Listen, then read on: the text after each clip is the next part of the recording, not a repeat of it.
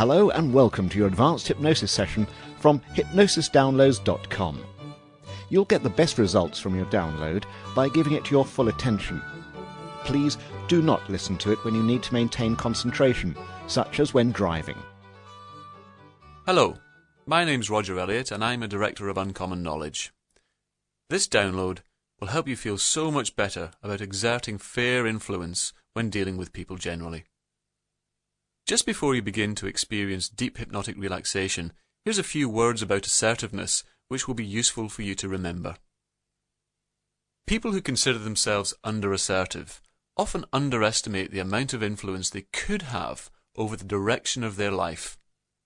This leads to a feeling of helplessness or anxiety in many situations, primarily work and relationships. Firstly, I'd like to make an important distinction between control and influence. We can't, for example, control the weather, but we can influence our experience of it by wrapping up warm if it's cold. Likewise, we can't have absolute control over what someone else says, does, or thinks. However, we can have differing levels of influence depending on our relationship with them. The reasons why you might have developed an under-assertive style are probably many and varied, and it really doesn't matter. The important thing is that it's never too late for you to learn new skills and experience the positive changes that come as a result. Okay, what you can do is find a place to relax. This can be a comfortable chair or perhaps somewhere to lie down and begin to rest deeply, and just let those eyes rest shut for a while. That's it. Now as you begin to relax, you can just consider some ideas, just gently. And you know that standing up for yourself doesn't have to mean becoming an insensitive steamroller. You can just start to find that you become a lot clearer with people, which is fairer for you and fairer for them. Now, you can send your attention into your body as you start to relax, just allowing your awareness to explore a hand, or a foot, or an idea or an imagination, or a sensation within the mind or body. And as you relax, just like in a dream, creative parts of your mind can become active, and other more everyday parts can just begin to take time out, to relax and to refresh. And sometimes it's almost as if you can watch relaxation, perhaps like a colour, drifting up those legs and into those arms, just leaving a sweep of calmness in their wake as you relax so much deeper with a sense of drifting tranquility. That's it. You don't have to relax all at once. You can just allow that to gently bathe you in calmness and peacefulness.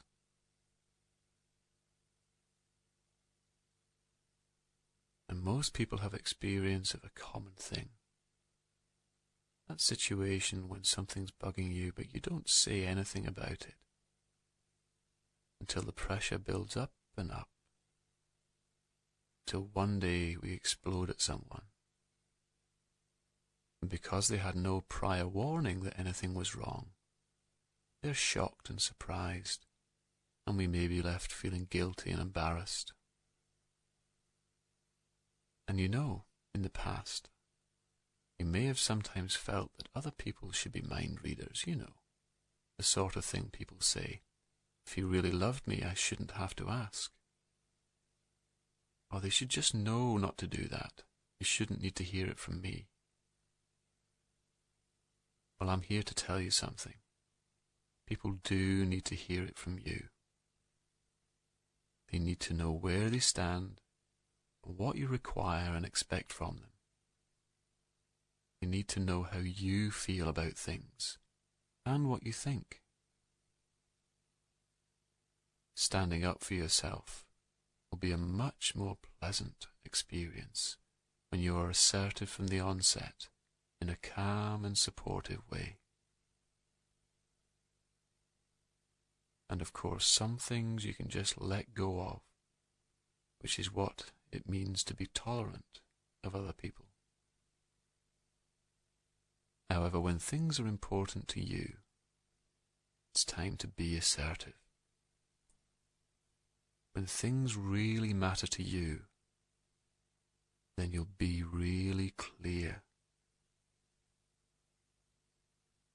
Now, firstly, just let come into your mind a particular situation in which you'd like to be more assertive. This may be a specific situation or just a type of situation. It may be work-related or connected to your personal or social life. What we're going to do for the first time just now is run through 4 steps to being assertive and standing up for yourself in a mature, relaxed way.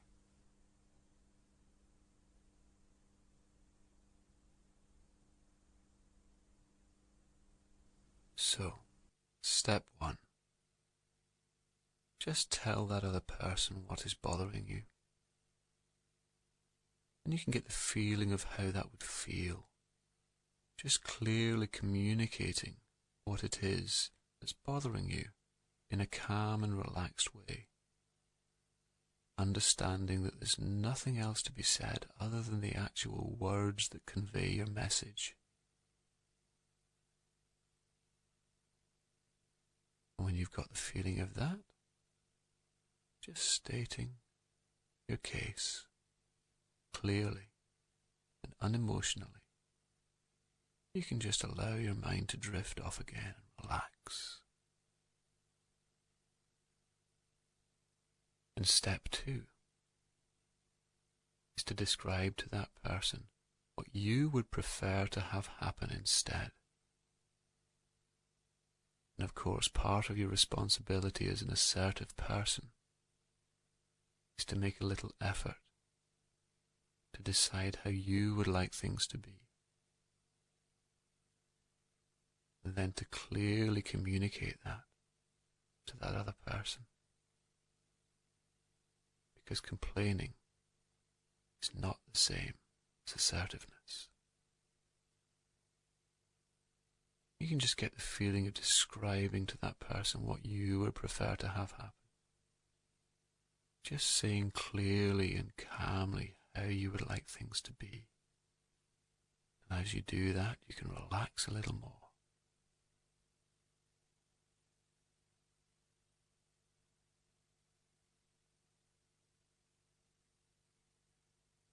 That's it. And once you've done that, you can go on to step 3. You can just describe calmly, easily to that person how the change would make you feel.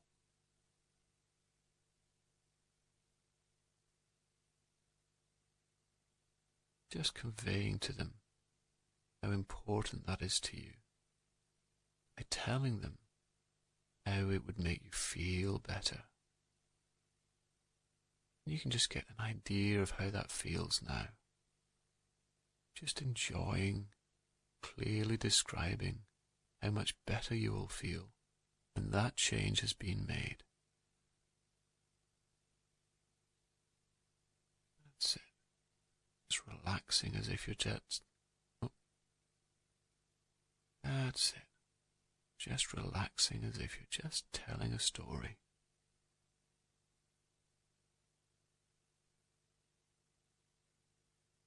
And then fourthly, 4th step, just ask that person if they feel that such a change is reasonable. Because assertiveness is about an exchange of information, not about telling someone what to do. And you can just experience simply and calmly asking them if they feel such a change is reasonable. That's it. Calmly and simply and clearly asking the question so that you can understand their perspective on the situation. Just a wonderfully human exchange of information, dating you both as to the realities of the situation, the realities of the relationship, allowing you both to escape the tyranny of imagination and enter into a mature and open dialogue. That's it. And you can just let those things settle into the right parts of your mind, almost as if you can feel that happening. You don't have to remember all those things just now. Your mind can just gently develop new patterns of being and behavior, gently and comfortably.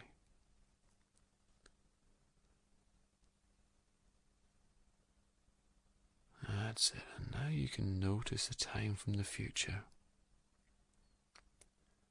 like watching yourself in a crystal ball or on TV, being so calm and clear with someone in just the right way. And in a few moments, you'll see and hear yourself describing a situation that's bothering you, then describing what you would prefer have happen instead, then describing how that change will make you feel, and then asking that person if they feel that change is reasonable.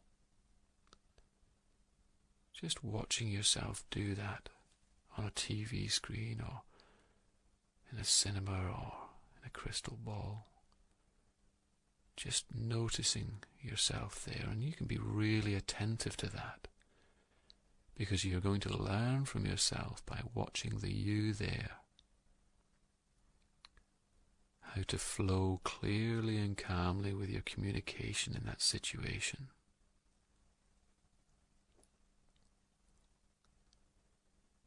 Just watching the way that your face is relaxed and communicating your words with effortless clarity. That's the enjoyment and the freedom that comes from setting clear boundaries. Just watching yourself in that situation now.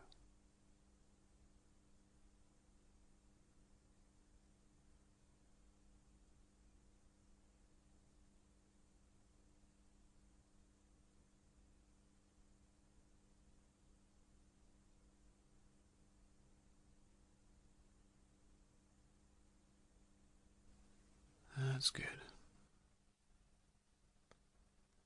Now you can just drift into that time, almost as if it's like being there in a dream, when you really feel you are in that situation.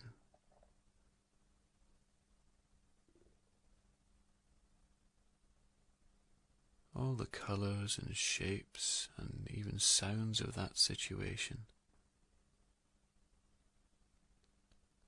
And experience first just what it's like to be calm, even as if the air around you is relaxing you. And now within your mind, just tell that person what had been bothering you. And just notice how clearly and calmly and slowly you can communicate with them. You can just experience that now.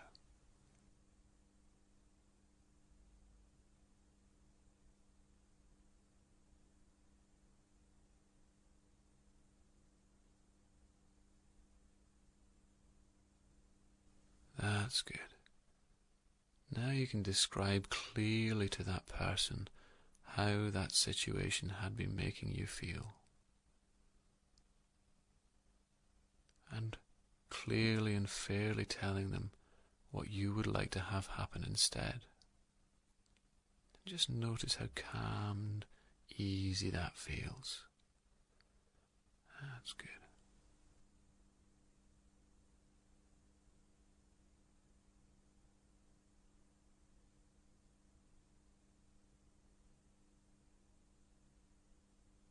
Now you can just notice a rest and a kind of inner peace and strength.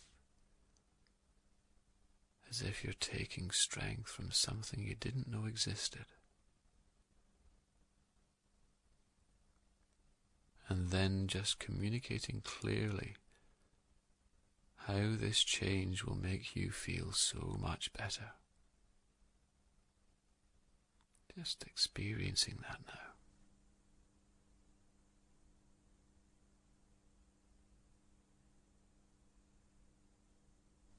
That's it. And finally just asking them if they feel that such a change is reasonable. Just an experience of that now.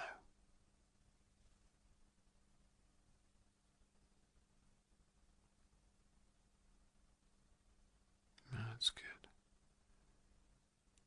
And the important thing to remember is that you can be calmly, comfortably assertive regardless of their reaction, because their reaction is their responsibility, not yours. And regardless of someone's reaction, you can be confident that the way you handled the situation was reasonable and mature and calm.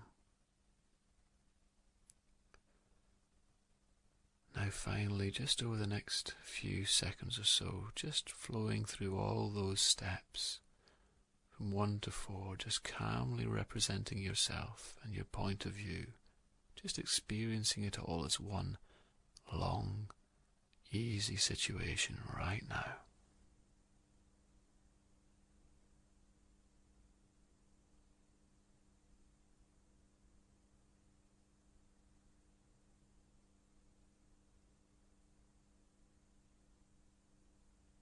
That's good. Now you can find that you relax even more completely. The way someone might rest and relax on a holiday in a beautiful place or somewhere cozy and comfortable inside. That's good.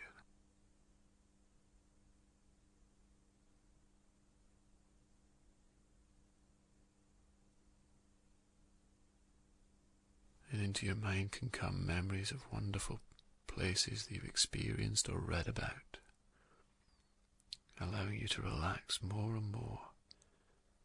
And as that happens, you can drift back into that imaginary situation and notice yourself communicating clearly and assertively again, with calm and posture. Just noticing how that feels to feel calm in that situation powerfully right now. That's it.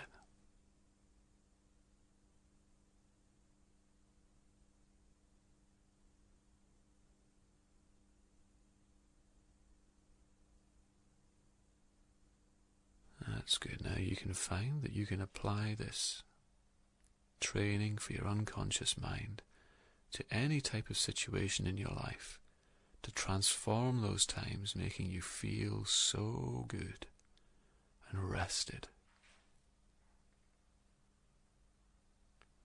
And as a byproduct of this experience, we'd like you to notice great beneficial improvements in your life. And that may happen at work, in your home, or out socially, or maybe in all those situations.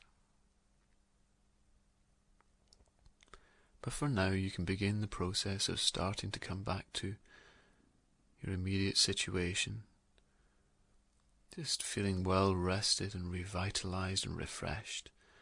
And as I count backwards from 10 to 1, just becoming more alert and getting ready to open those eyes. From 10 to 9 and 8 and 7 and 6 and 5 and 4 and 3. Just becoming more alert and wide awake. And 2 and 1. And you can open those eyes and allow yourself to stretch and become comfortably awake. Great. Now, as with learning anything new, the more you repeat and practice this, the more calmly assertive you'll feel. Over at hypnosisdownloads.com there are many related sessions, such as the Self-Confidence Booster.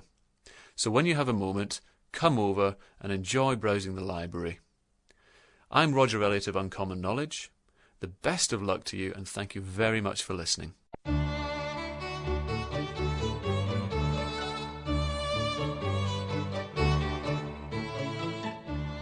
Hello and welcome to your advanced hypnosis session from hypnosisdownloads.com. You'll get the best results from your download by giving it your full attention. Please do not listen to it when you need to maintain concentration, such as when driving. Hello, my name is Mark Tyrrell. I'm a Director of Uncommon Knowledge. Welcome to your quick confidence booster download from hypnosisdownloads.com. This advanced hypnosis session can be used before any situation where you want to stay calm, feel confident, and perform well. My job is to get you feeling confident for those challenging situations where you really need it. In a moment, we're going to go through the confidence boosting session itself. But first, a few words about self-confidence. In order to be confident, you need to actually feel different in situations, rather than just think differently about things.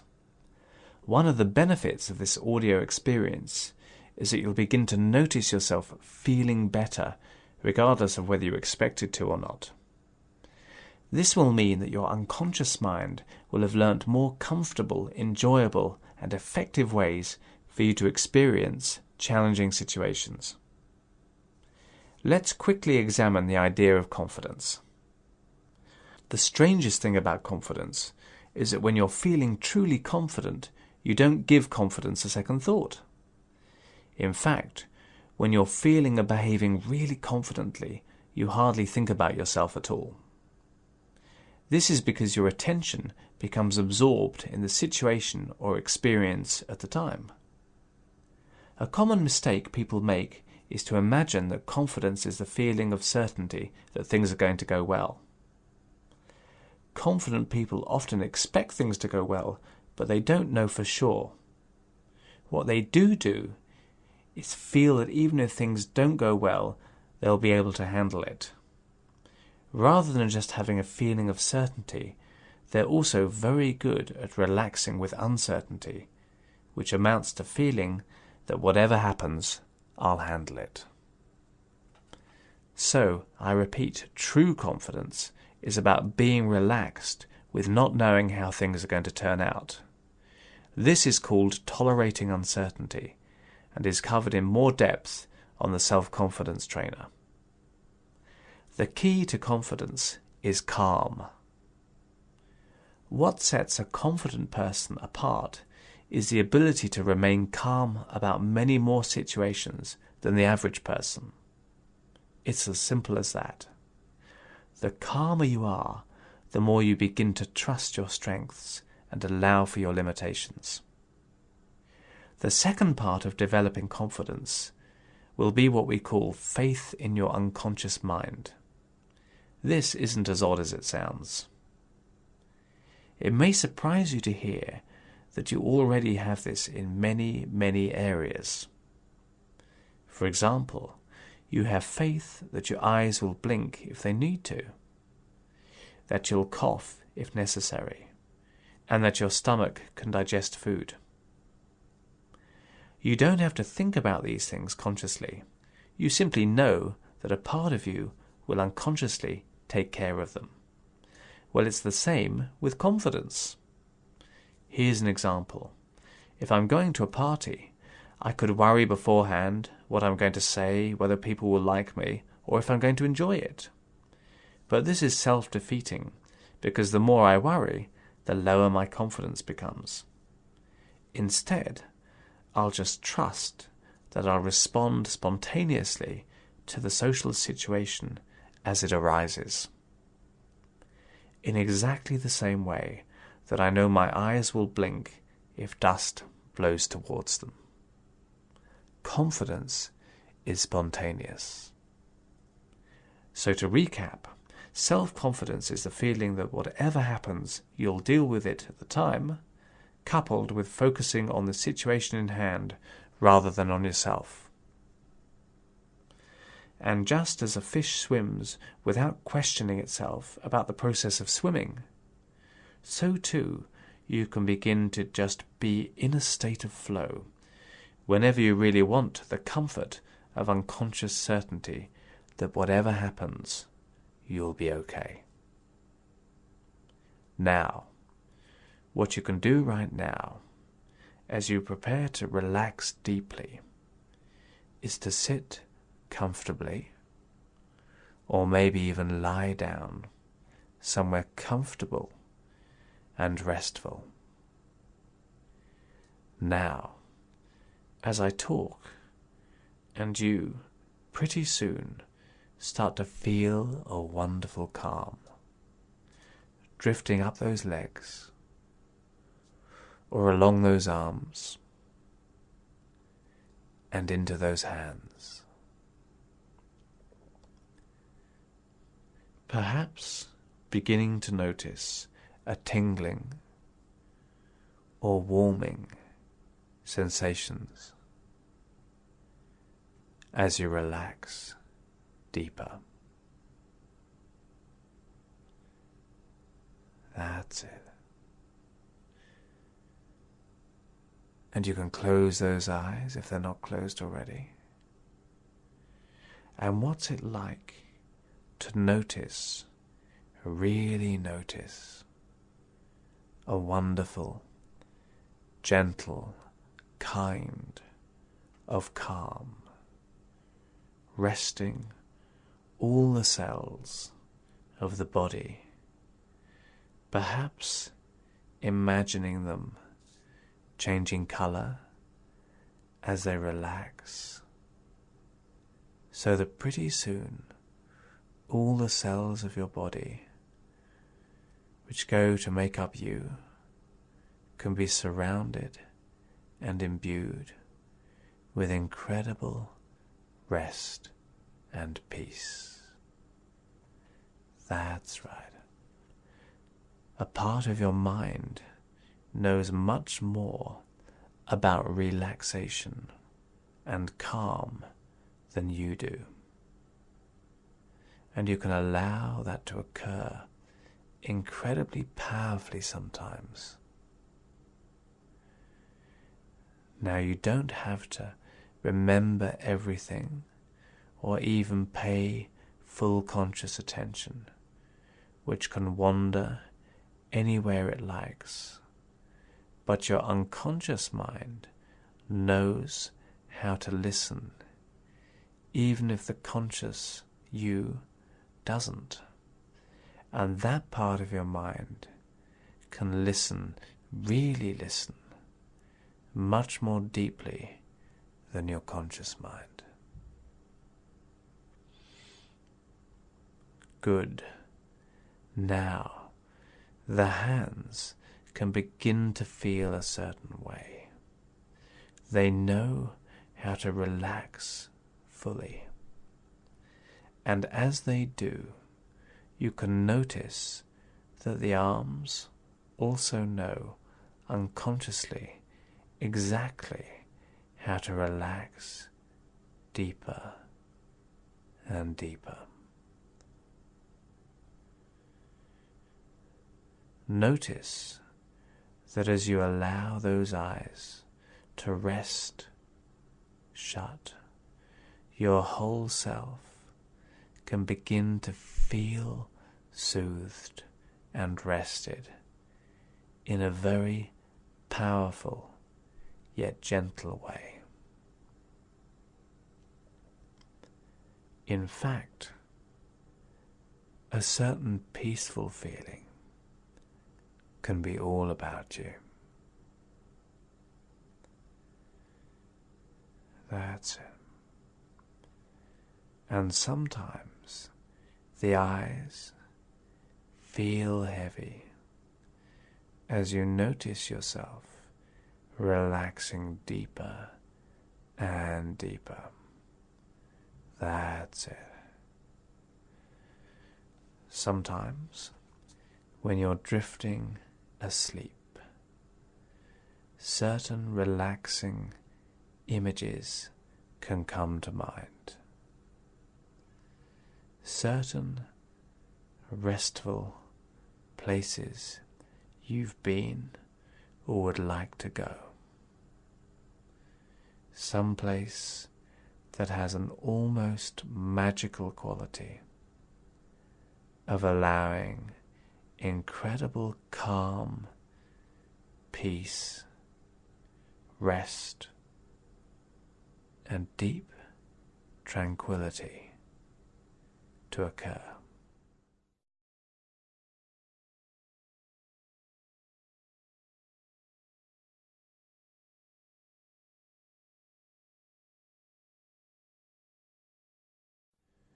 Perhaps you can begin to get a feeling of how a salmon feels as it swims powerfully and confidently upstream, or the eagle as it soars effortlessly on a powerful wind, or perhaps just like a time when you felt so calm, peaceful and relaxed that confidence just came naturally.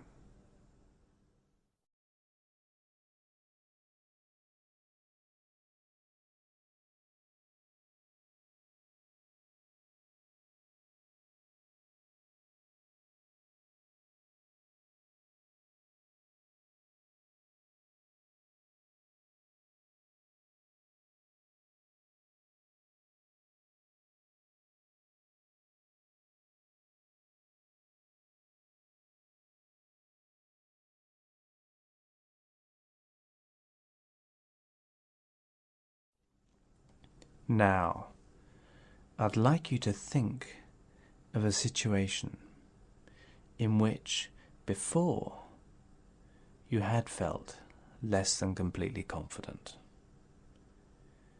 It could be a social situation, at work, or in any type of activity. Just get a sense of that type of situation now as you relax deeper.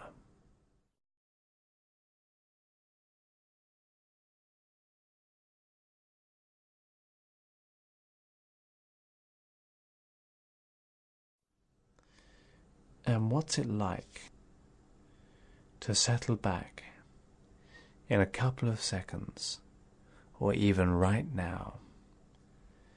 Begin to have a sense of being outside of a situation, looking in, like watching a TV or cinema screen, playfully peeking into a future time, noticing you, the way you move, communicate, and do the things you do when your unconscious mind takes care of things in that time. And place emphasis on watching yourself with fascination as you see yourself relaxed and in real flow in that situation. Your unconscious mind is already beginning to learn.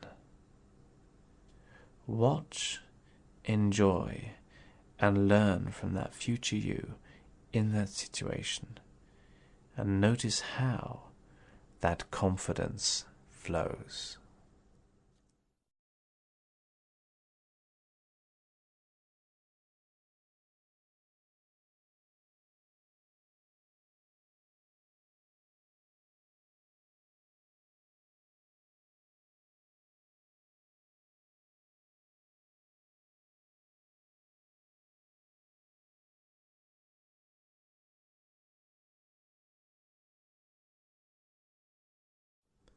That's it.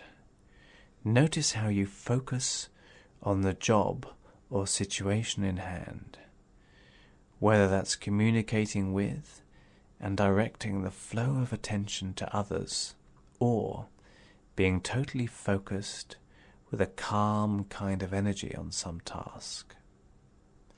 Really learn from yourself how to do it, like watching something in a peaceful dream.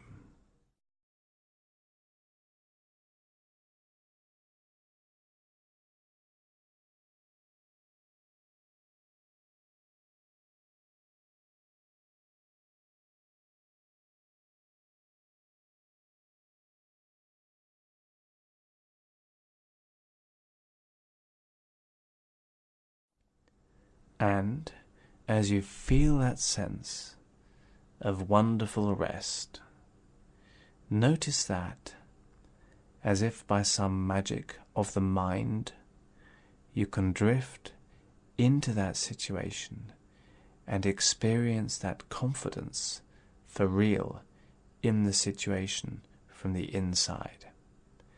Experiencing it from start to finish in super quick, calm, hypnotic time, feeling so calm and in flow.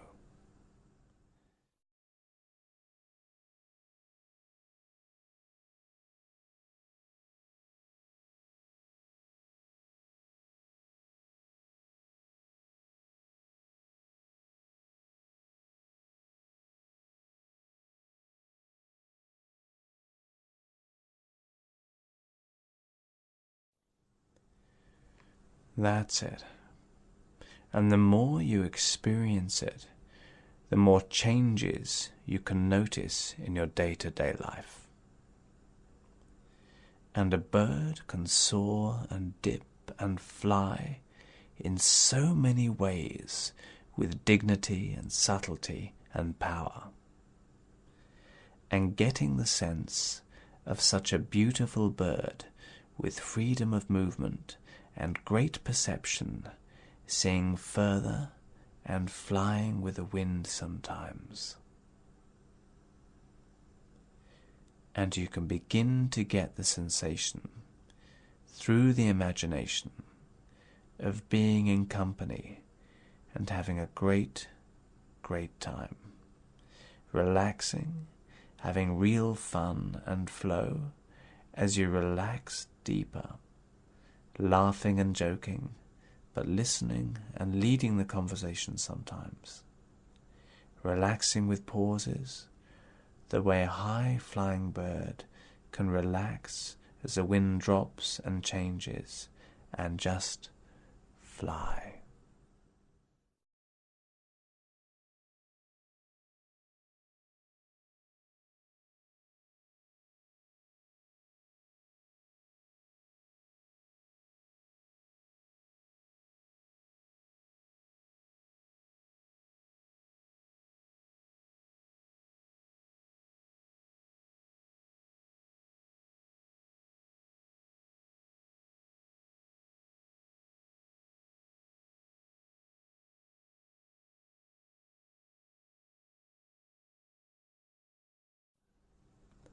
Okay, now, it can be as if the very air around you relaxes, transmitting even deeper, supercharged rest and comfort, and you can just drift back into your situation from start to finish, flowing through time, and really notice the experience of being absolutely on top of your game in this time and place.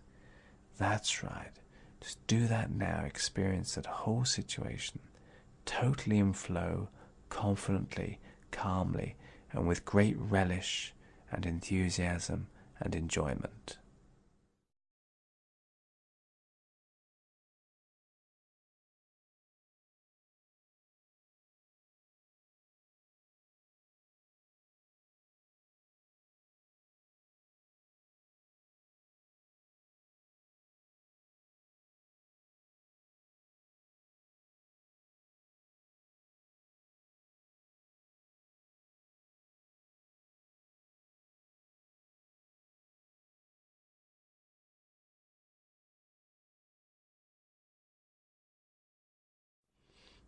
And you can play with that for a while just enjoying the control in that situation.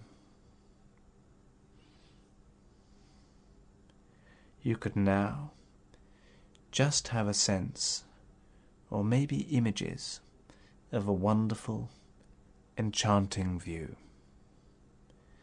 Get a feel for the quality of the light and the colours, the land or seascapes, and the sense of somehow seeing further.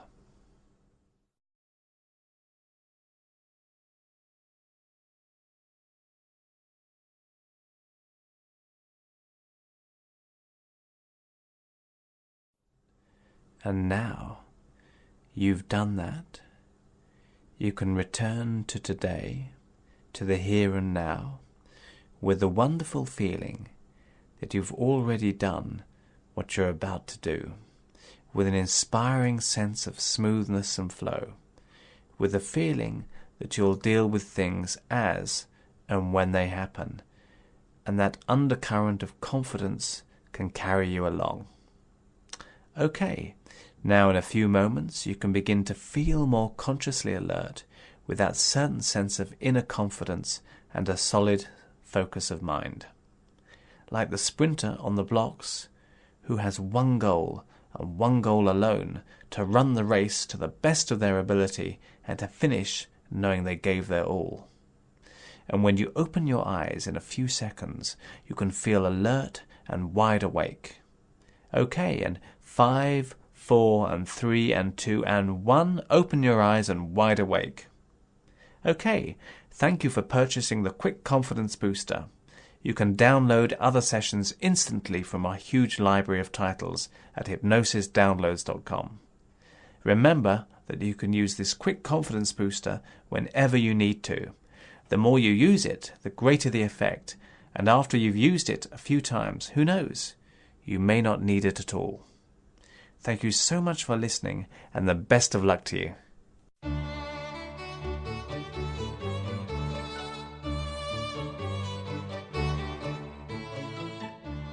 Hello and welcome to your advanced hypnosis session from hypnosisdownloads.com. You'll get the best results from your download by giving it your full attention. Please do not listen to it when you need to maintain concentration, such as when driving. Hello and welcome to your Effective Anger Management Hypnotic Download from hypnosisdownloads.com. My name is Mark Tyrrell and I'm a Director of Uncommon Knowledge. You'll need to be sitting or lying down somewhere comfortable right now. Before you begin to relax very deeply, I'm just going to say a few words about the experience of anger. First of all, it's important to say that anger has a useful function. If we're threatened, we may need to fight off an attacker to protect our own physical safety and possibly that of other people around us. Anger, we like the feeling that everything is clear and you're never so certain as when you're in a rage. Someone once said, "Make a speech when you're angry and you'll make the best speech you'll ever regret." So, anger does have a function in its place.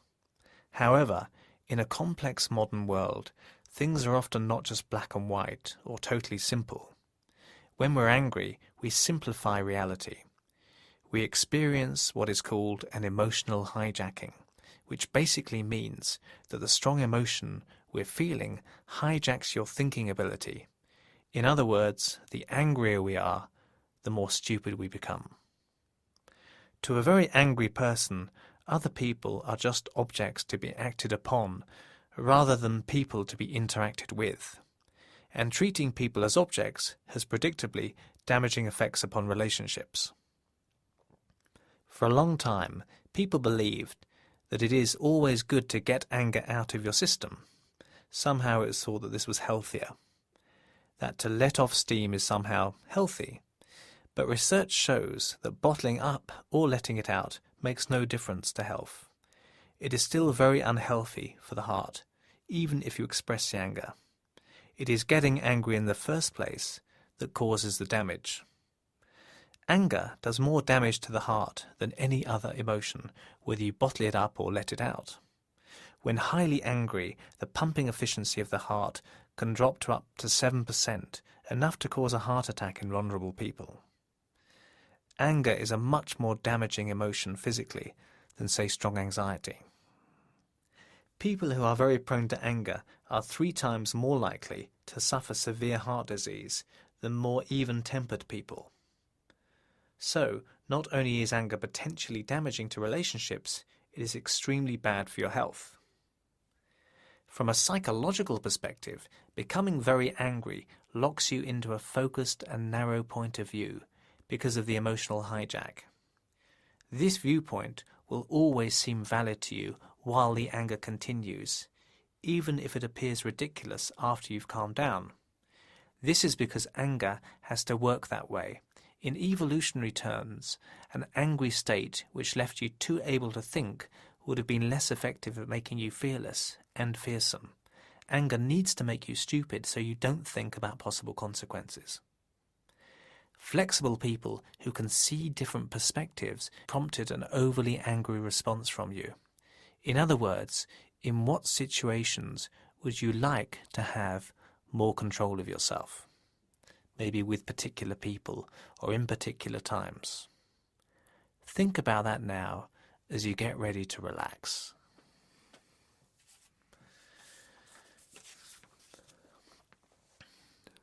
Now,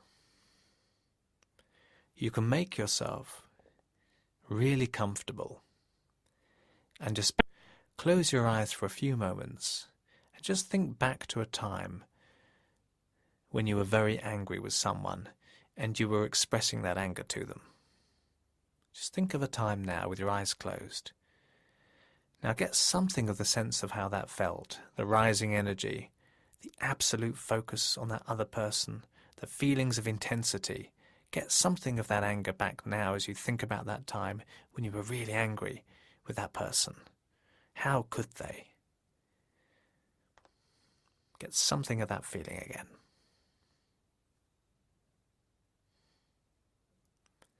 And when you've got something of that angry feeling again, you can now do something more interesting with it. I'd like you just to get the sense of drifting out of yourself into a third-person position to one side, so that you can watch that scene, that time, from the outside, seeing yourself in that time, your facial expressions, your body language, the way you are interacting or acting upon that person, like watching the whole scene on TV. That's it, just watching it from the outside. Just observing in a detached way. And as you watch that scene, seeing yourself being angry in that time, seeing the other person's reactions and responses, notice your own facial expressions and body movements.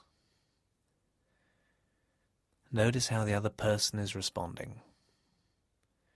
Just watch objectively their facial expressions and responses. Now, notice how, when you just view it from the outside in this way, you feel so much calmer and more relaxed about it. Outside of it, really notice calmly and objectively the elements to that time that you'd never noticed before.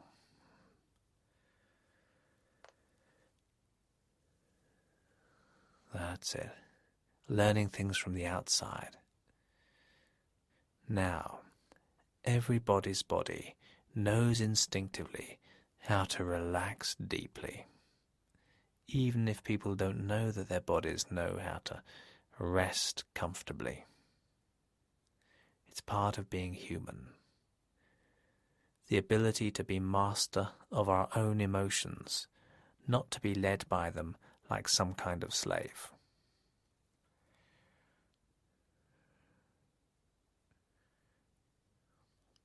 So now, when you're very calm and the body is relaxed and comfortable and the mind is serene, and even you notice that breathing in a certain way, calmly and comfortably.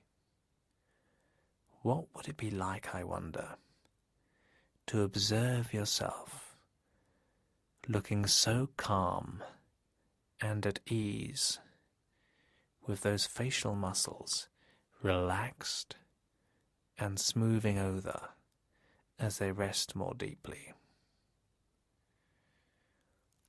Almost as if you can send a wave of pure calm down into those hands and around all those muscles now. That's it. In your mind, notice what it's like to start standing up to that anger, to have control over it for a change. You could notice being at the very start of a situation which in the past would have made you lose it to anger.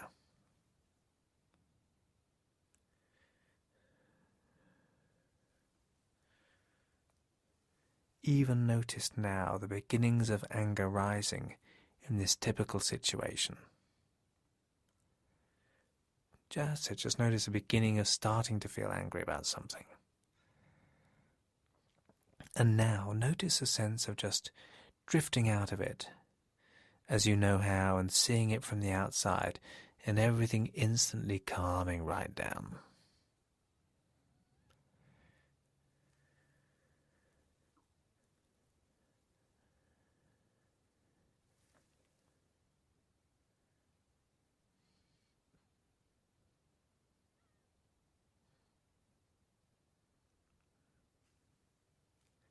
That's it. Now, experience that again.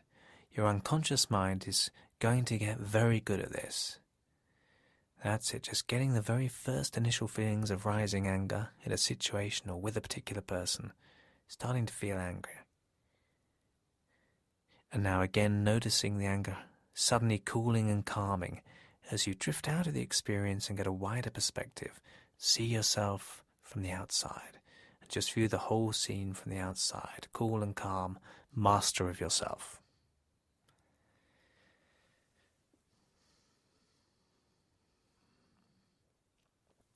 That's good.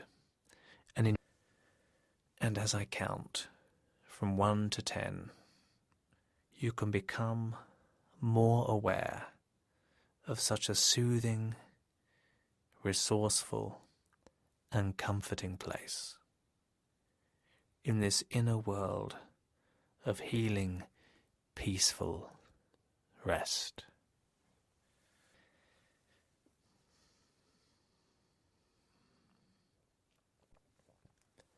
And 1, that 5.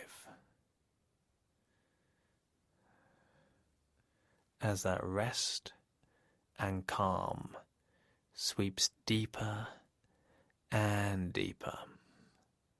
And 6.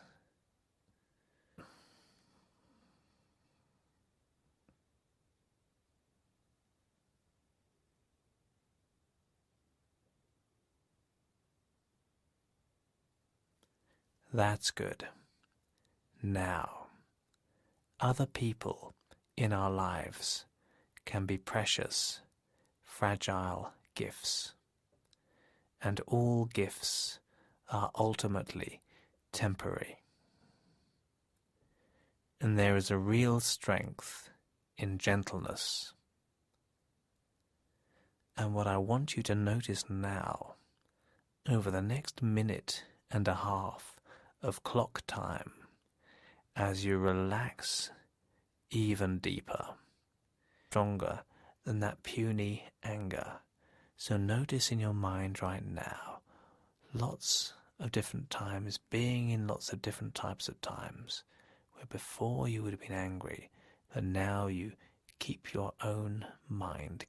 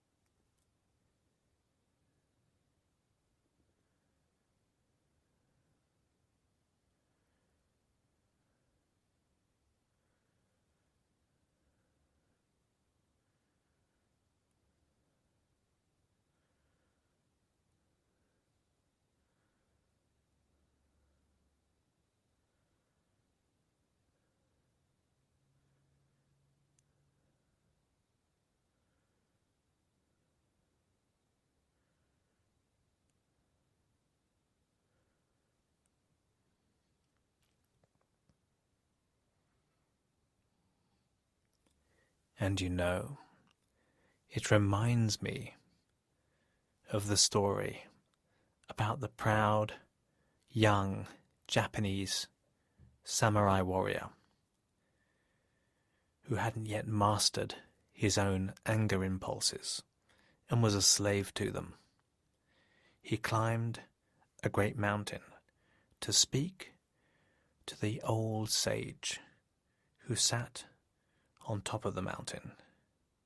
It was said that this sage was the wisest man around and that no one could beat him in a fight.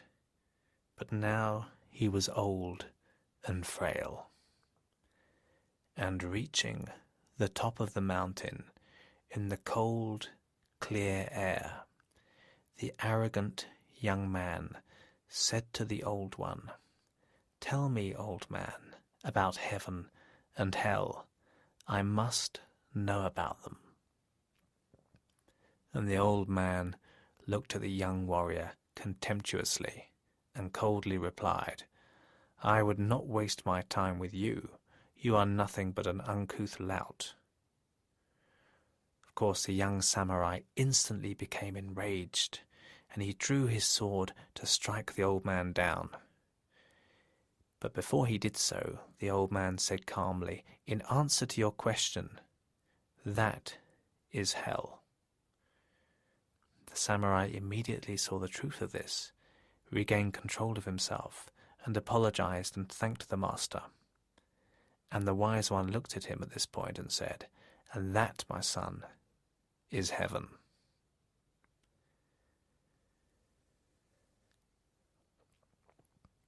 And you can find yourself really noticing being in an old situation, but just responding with complete calm and dignity and a clear mind, like that pool of water which reflects reality much better when it's calm, when its surface and depths are calm and tranquil. And the expression "getting a grip on oneself" really means take charge of yourself and master that anger. Don't let it spoil things for you and those around you anymore. So right now, notice being in an old situation, but responding with complete calm and mastery.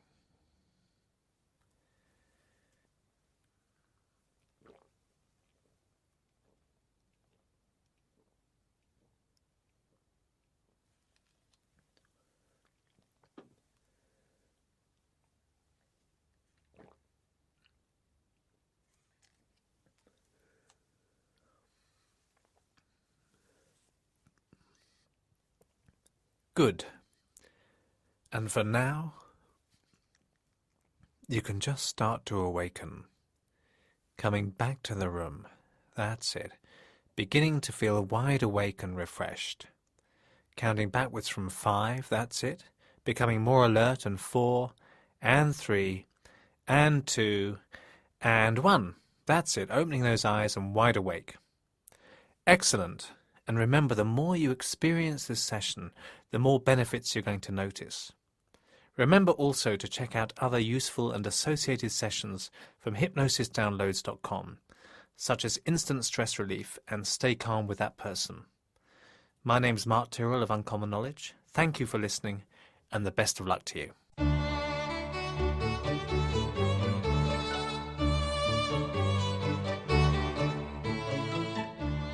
Hello and welcome to your advanced hypnosis session from hypnosisdownloads.com. You'll get the best results from your download by giving it your full attention. Please do not listen to it when you need to maintain concentration, such as when driving. Hello, and welcome to Don't Take It Personally from hypnosisdownloads.com. My name's Roger Elliott. I'm a Director of Uncommon Knowledge. And to get the best from this session, you need to be relaxing, sitting down or lying down comfortably. So right now, please make sure you're resting someplace comfortable, under attack, or taking comments that really are neutral, or not even specifically to do with you, as personal affronts. There are a number of reasons why you may have got into the habit of taking things a bit too personally. Perhaps you were genuinely criticised and put down in the past, and now you've found yourself more on the lookout for possible attack from others. This is a kind of overgeneralising of experience, so that now you tend to see criticism even where it doesn't really exist. Perhaps you tend to overblame yourself for problems, and therefore expect others to be as critical of you as you are of yourself. But whatever the reason, it's important to understand that taking things too personally is a habit that can really start to change. Of course, we need to take our fair share of responsibility for things, but not to the extent that blaming ourselves or feeling blamed takes our focus away from the projects or goals we're committed to. After all, it's the objective itself that counts, not how the people pursuing that objective are feeling about themselves from minute to minute. When we take things too personally, we're really putting ourselves at the centre of things. In a moment, I'm going to describe the important difference between feedback that another person gives you and criticism. But firstly, if someone is highly critical of you, then it helps to remember it may be because they are highly emotional. Remember this, a criticism is never true. It's always an overgeneralization, an exaggeration caused by over-emotionality.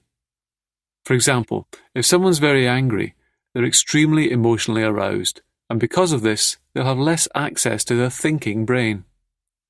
Strong emotions drown out clear thought and proper sense of perspective. People really do say things they don't mean when they're angry, and this will include things they might say about you. So being oversensitive, always trying to fathom what others are thinking or getting at, is just so much energy wasted. If people really have got something to say, they will say it, and if they haven't, you can relax about it. It's not that you want to stop being able to take feedback from others, but when you relax more around others, you can take it as just that, feedback, not criticism. But it's also important for you to be really clear about the distinction between feedback and criticism. Feedback focuses on what you are doing or not doing. It describes an aspect of your work or behaviour, but it's not about your core identity. For example, if someone calls you lazy, this is a criticism, not feedback, because it says something about what you are as a person. But if someone says they wish you would put more effort into a particular task, this is feedback. Why? Because they're not assassinating your whole character, they're just describing how they feel about one aspect of your behaviour. So you can decide whether feedback is worth responding to or not, and you can disregard criticism as an emotional overgeneralization. Only comments which are specific, time-limited, and about what you do and not what you are can qualify as real feedback. If someone points out that your shoelaces are undone, they're not criticizing you. They've given you valuable feedback. You know specifically what needs addressing, and you can act on their feedback if you so decide. But imagine they say something like, "You're always so selfish." What they have given you here is nothing at all. There's no indication of what's needed in such a statement. To make any change, we always need specifics. If someone does criticize you, it's upsetting. So you can quickly think of times when you're not like that. This will be easy because a criticism is always an exaggeration. If someone calls me lazy, I'll ask them to be more specific. Because when I think about it, I know I'm not lazy at all in many areas. So this is not about letting oneself off the hook. It's just about seeing the bigger picture and not getting sucked into other people's negativity.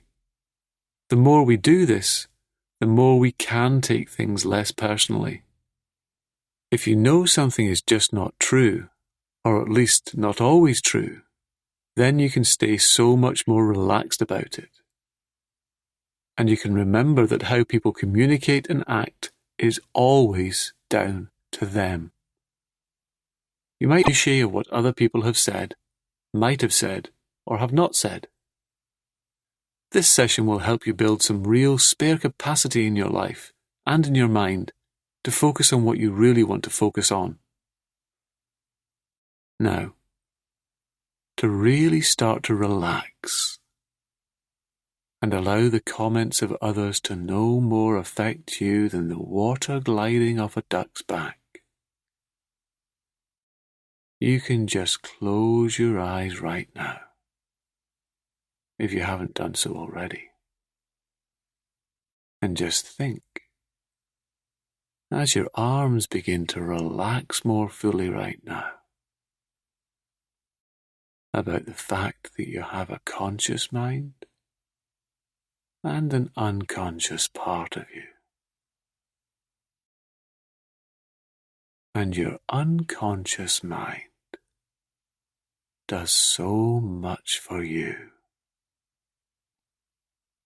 You don't consciously begin to relax peacefully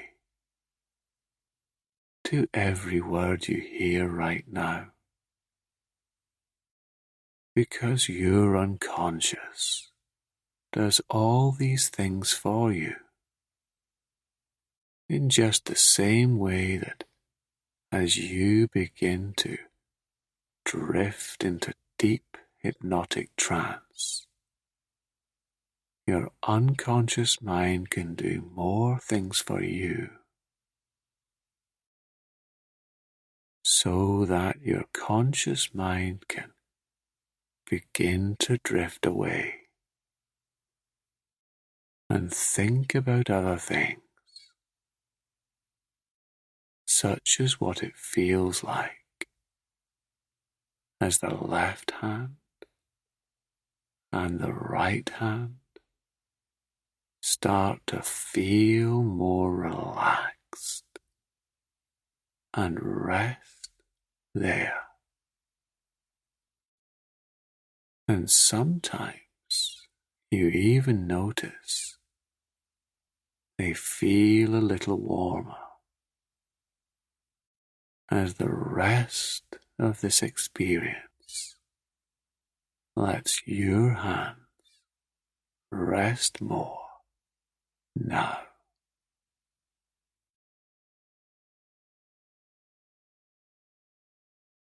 And it's curious the way you breathe deeply like that.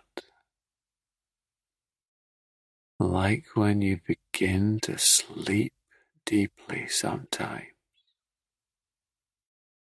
and the mind just drifts away.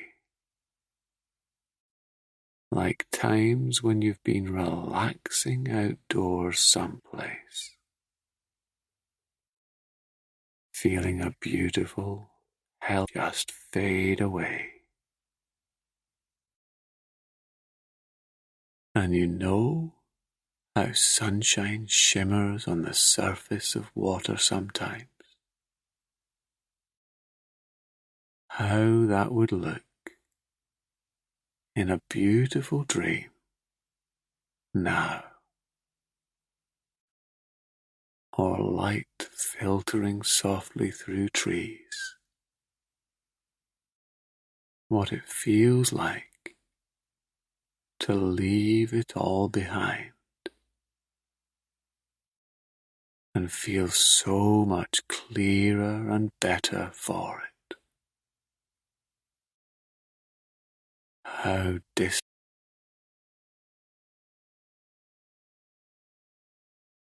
And in just a moment or so, as you get a sense of somehow drifting along, getting ever closer to a place of almost ultimate soothing comfort, entering now into that still, clear, open space. Your space, where you understand more and more clearly how the ideas and opinions of others can have real value to you at times. And when they are nothing to do with you, you can just let them go, drifting out of sight, like so much mist, melting away, because you've already begun to relax so deeply around other people. And it's as if this new, calmer you has such clarity of mind, such calm detachment. You can rest deeper with your developing capacity to relax so much more with what is said or unsaid, because your unconscious mind does everything for you, so you can just enjoy the relief of it all, not having to think about it at all, and just focus your mind on the air around your body now, and feel the air itself relaxing, resting, so soothingly surrounding you.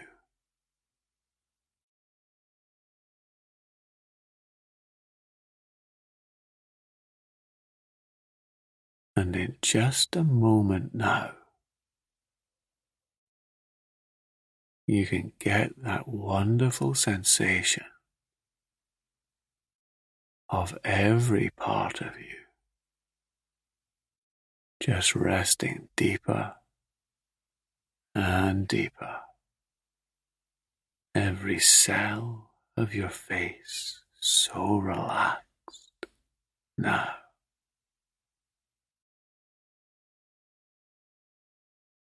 And as you begin to notice that,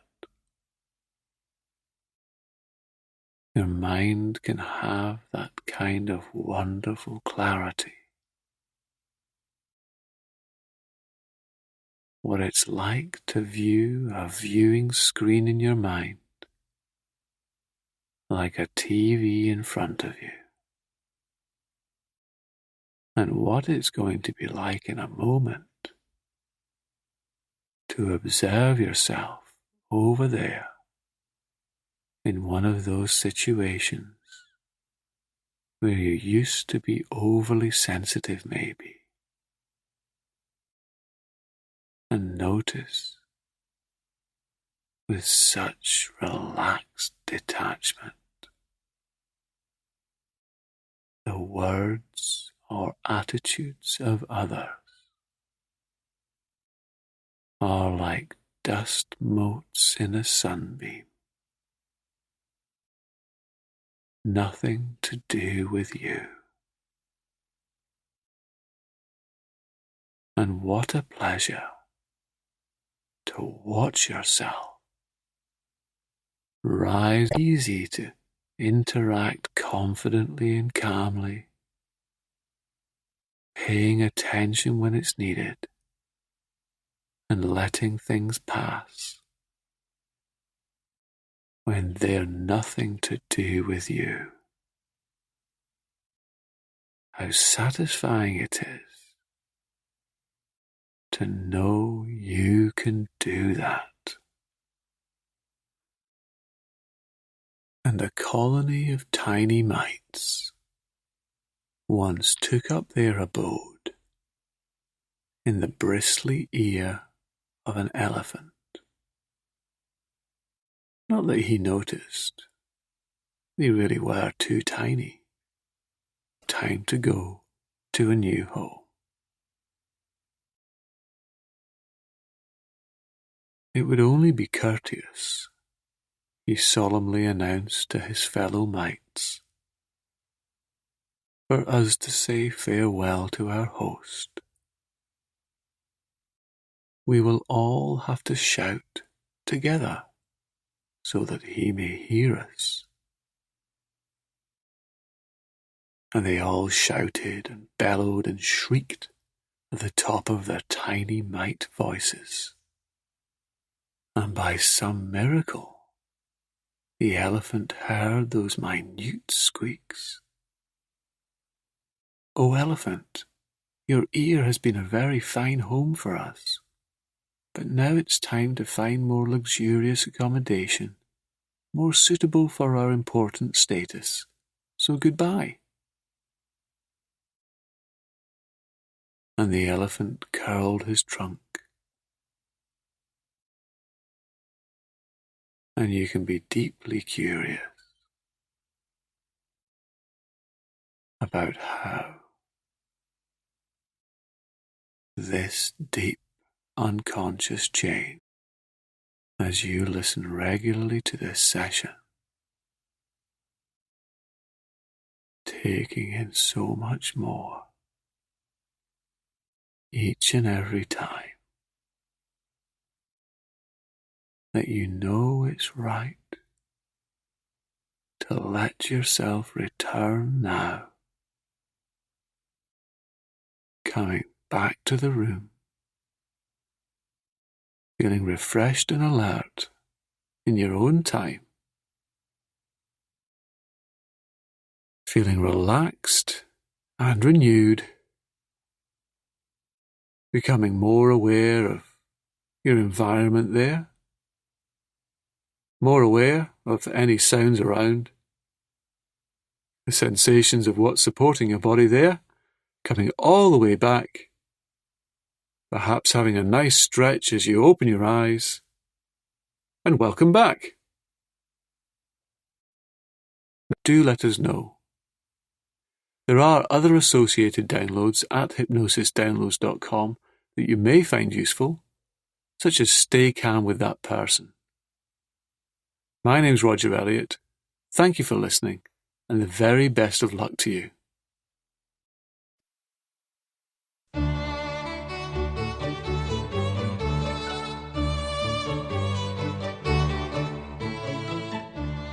Hello and welcome to your advanced hypnosis session from hypnosisdownloads.com. You'll get the best results from your download by giving it your full attention. Please do not listen to it when you need to maintain concentration, such as when driving. Hello, and welcome to the Inner Strength Booster from hypnosisdownloads.com. My name's Roger Elliott, and I'm a Director of Uncommon Knowledge. And to get the best from this download session, please make sure you're seated in a comfortable chair or lying down somewhere you won't be interrupted for a while. Now, before you begin to relax, I'd just like to say a few words about the importance of inner strength and how it can keep you going when life seems difficult. So what is it that keeps some people self-controlled and functioning when others fall to pieces? What keeps people fighting on against all the odds when victory seems impossible to others? Developing rock-hard inner strength, the sense that you will succeed, that you can withstand apparently insufferable circumstances or dangerous odds, is a core factor separating life's winners from the also-rans. Sometimes you just need to stay strong. So often you can lose the sense of your own strength as it becomes buried in life's complications, trials, pettiness and adversities. When the going gets tough, it's great to have a quick boost that can keep you strong right through to your inner core. Keeping strong when things seem to be against you or amid unpleasant circumstances mean that you give luck an opportunity, as it truly does seem to be the case that fortune favours the brave. Believing that no matter what happens or how hard your problems are, you'll find the strength to endure and come out on the other side intact, knowing that you did the best you could, this is what will mark you out for success. Because although you can't always control external events, you can influence them by the way that you are. Your intention in life, your iron will, your self-belief and strength of purpose can all be developed just as a muscle can grow stronger through training. This inner strength booster is not only about creating positive thoughts, but also giving you the feeling of your own strength. Repeated listening will connect you deeply to a sense of your own inner strength, get you back on track, and keep you heading purposefully in the right direction. So now, in the deeply focused hypnotic trance that you're about to enter, you're going to be allowing your body to relax.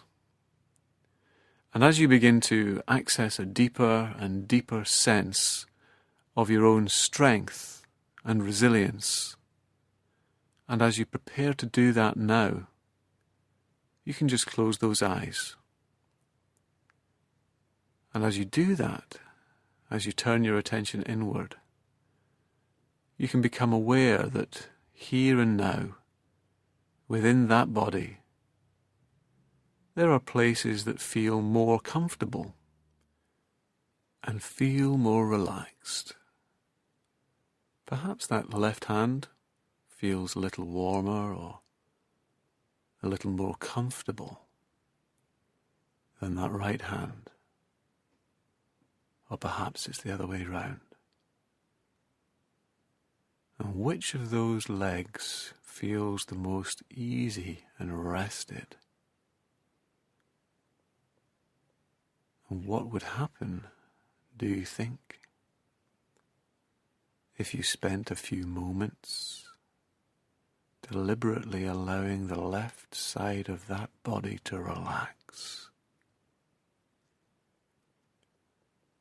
The left side of the head and face, the left side of the jaw loosening, that left shoulder relaxing, that left arm relaxing, those left fingertips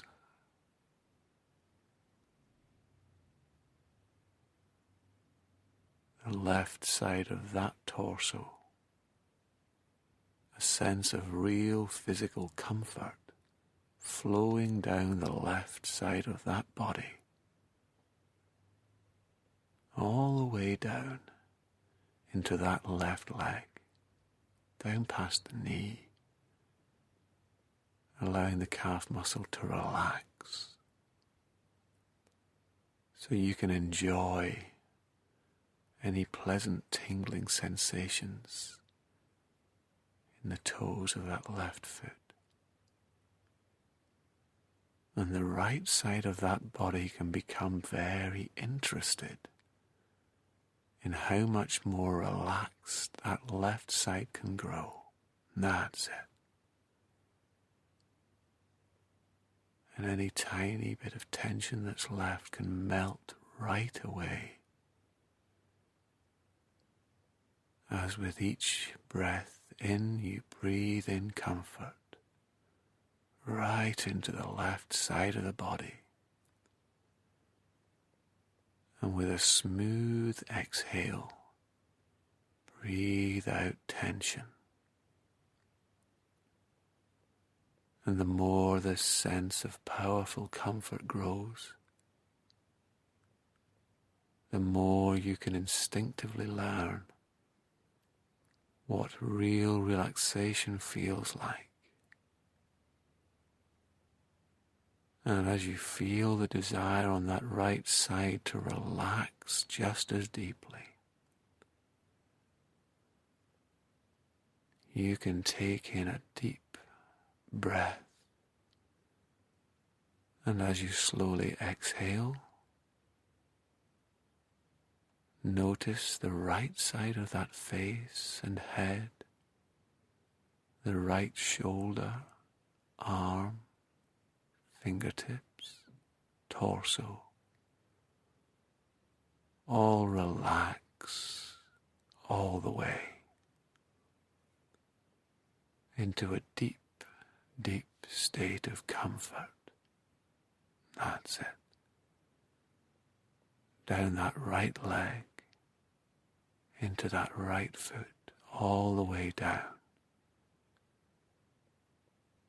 And just getting a sense of what it would be like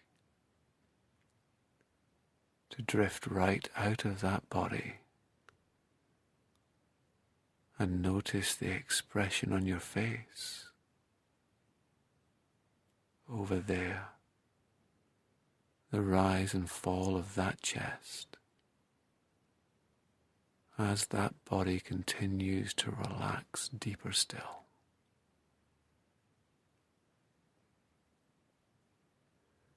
That's it, because the kind of strength you're about to learn to access and connect with now is a strength that runs far deeper than any superficial, unnecessary tension.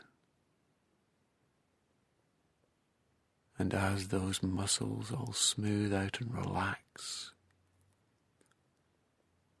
breathing in comfort,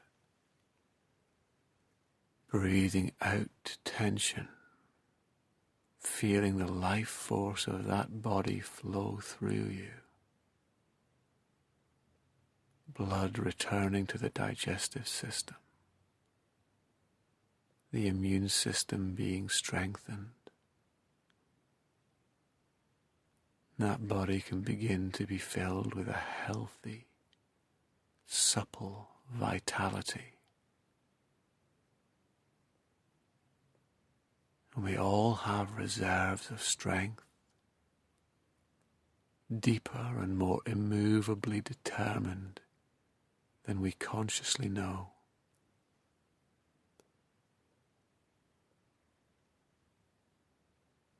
And in 1985,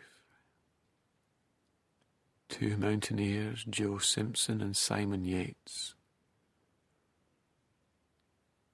climbed the 20,813-foot mountain Ciudad Grande in the Peruvian Andes, and they were the first people in history to successfully climb its almost vertical west face.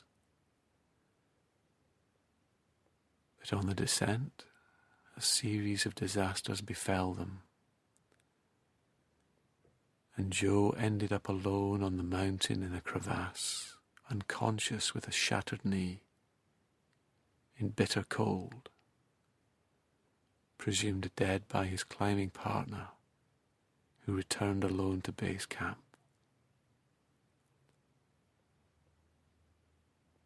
And I don't know if you can imagine the will and strength it took for Joe to painfully crawl and hop, bit by bit down that mountain, trembling, freezing, without food, with a single-minded determination to just keep moving, setting his sights on a point 100 yards away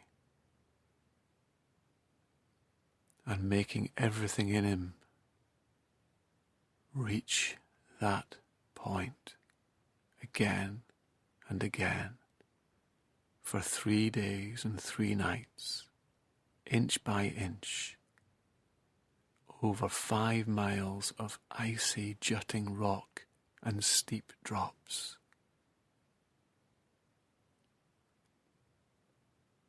And eventually, with his severely broken leg, he crawled back to base camp. And he lived to climb again. And the kind of strength that Joe Simpson displayed runs so much deeper than muscular prowess. As Mahatma Gandhi once said, strength does not come from physical capacity. It comes from an indomitable will. And you can just consider the journey of your life. From the fact that out of all the sperm racing to the egg at your conception, you were the one with the drive and determination to make it. And what is it that's kept you going? From those very early years in childhood, learning to walk, learning to talk, how to hold a knife and fork, how to clean your teeth, how each one seemed like a terribly difficult task at the time, how uncoordinated and clumsy you felt, yet you just kept going until you mastered each one and it became instinctive for you.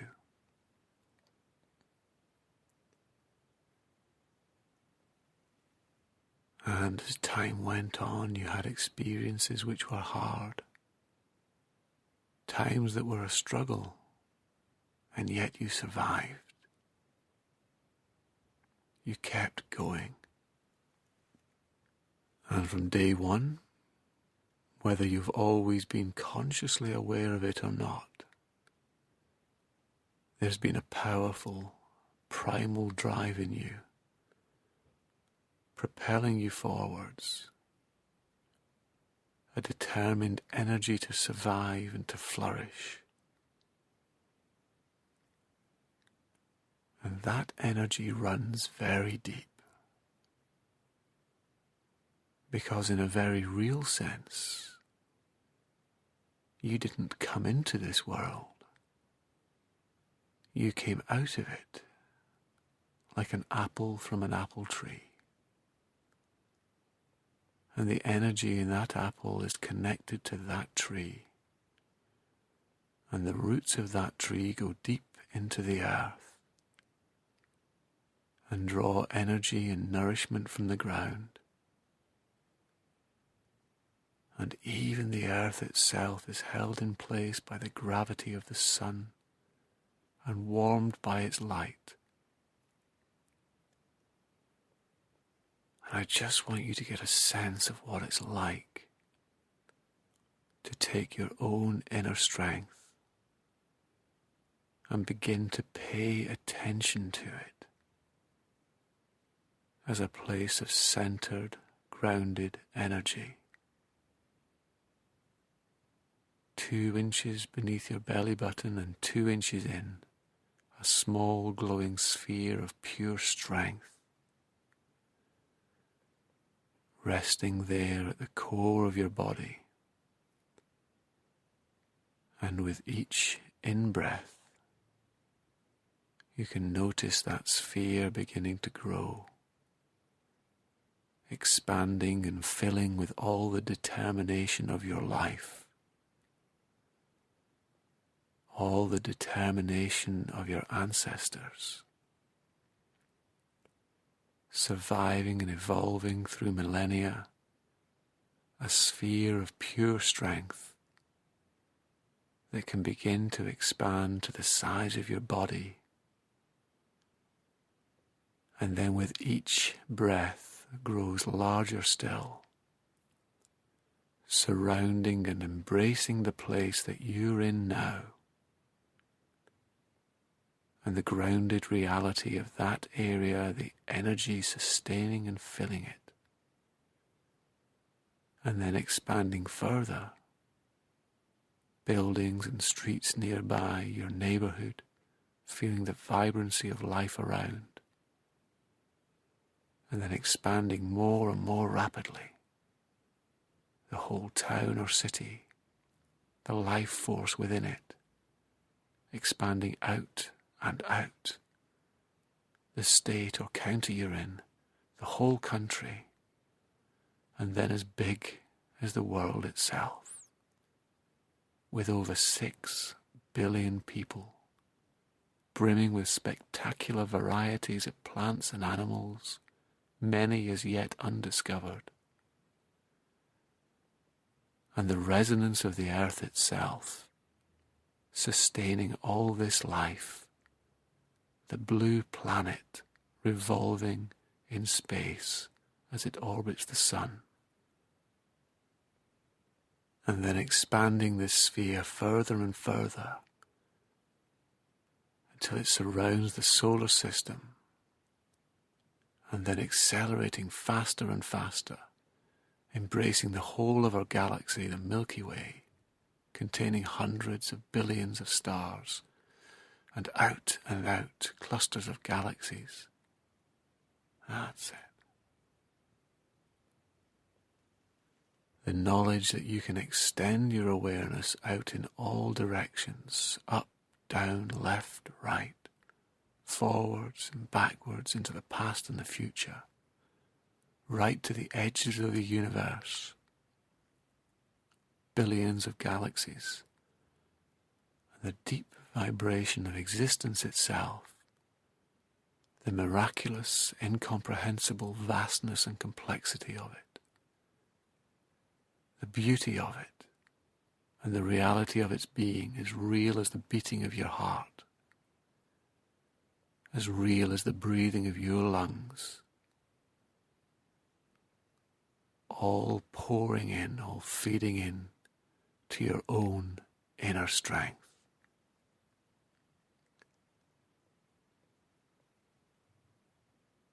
And with that connection in place, in a moment you can take all the energy you've been amassing and very, very rapidly, like the Big Bang in reverse, shrink and compact that sphere back into the place at the core of your body, just beneath your belly button, keeping all this strength, everything that you were born from, and the pure resonant power of the universe within you. And you can do that right now. That's it. Feeling it all whoosh and surge into a sphere of power that glows like a brilliant star deep inside you. An endless source of resilience and determination, of infinite strength that will be with you for the rest of your life.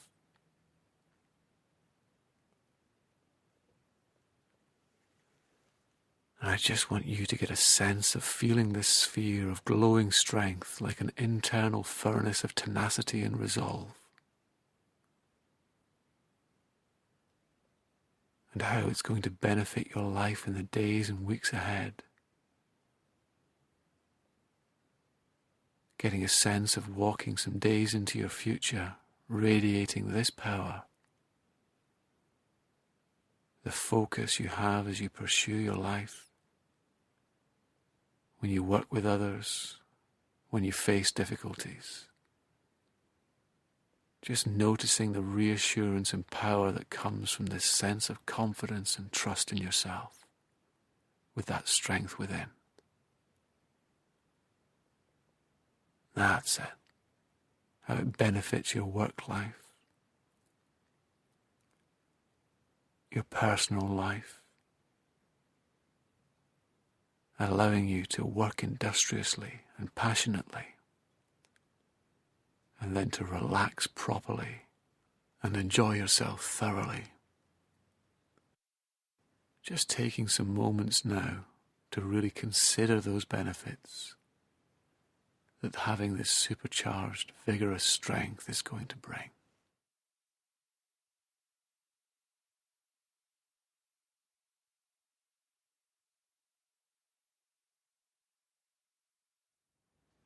And any time you need to, connect with this strength in an even deeper way. You can listen again and enjoy relaxing and integrating this experience deeper and deeper still. Really learning at the instinctive level as it becomes a permanent part of who you are. And at the deepest level, who you've always been. Becoming so much more intensely alive. And the sheer delight of experiencing life. Feel that right now.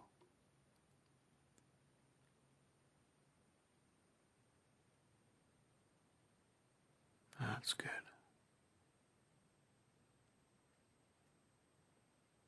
Now, as you prepare to return to the here and now, you can keep these feelings with you and return feeling wide awake and refreshed in your own time, as you just pay a little more attention to any sounds around you, as you turn your attention outwards a little, perhaps to the position of your arms or legs, whatever's supporting your body.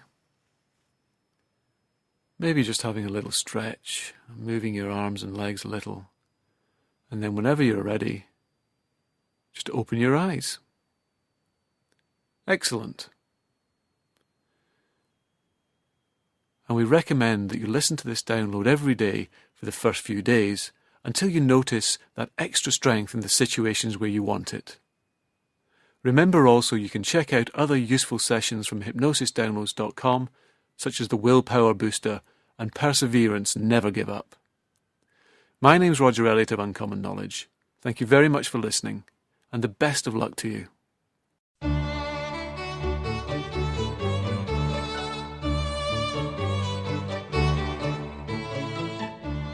Hello and welcome to your advanced hypnosis session from hypnosisdownloads.com. You'll get the best results from your download by giving it your full attention. Please do not listen to it when you need to maintain concentration, such as when driving. Hello, and welcome to Let Go of the Past from hypnosisdownloads.com.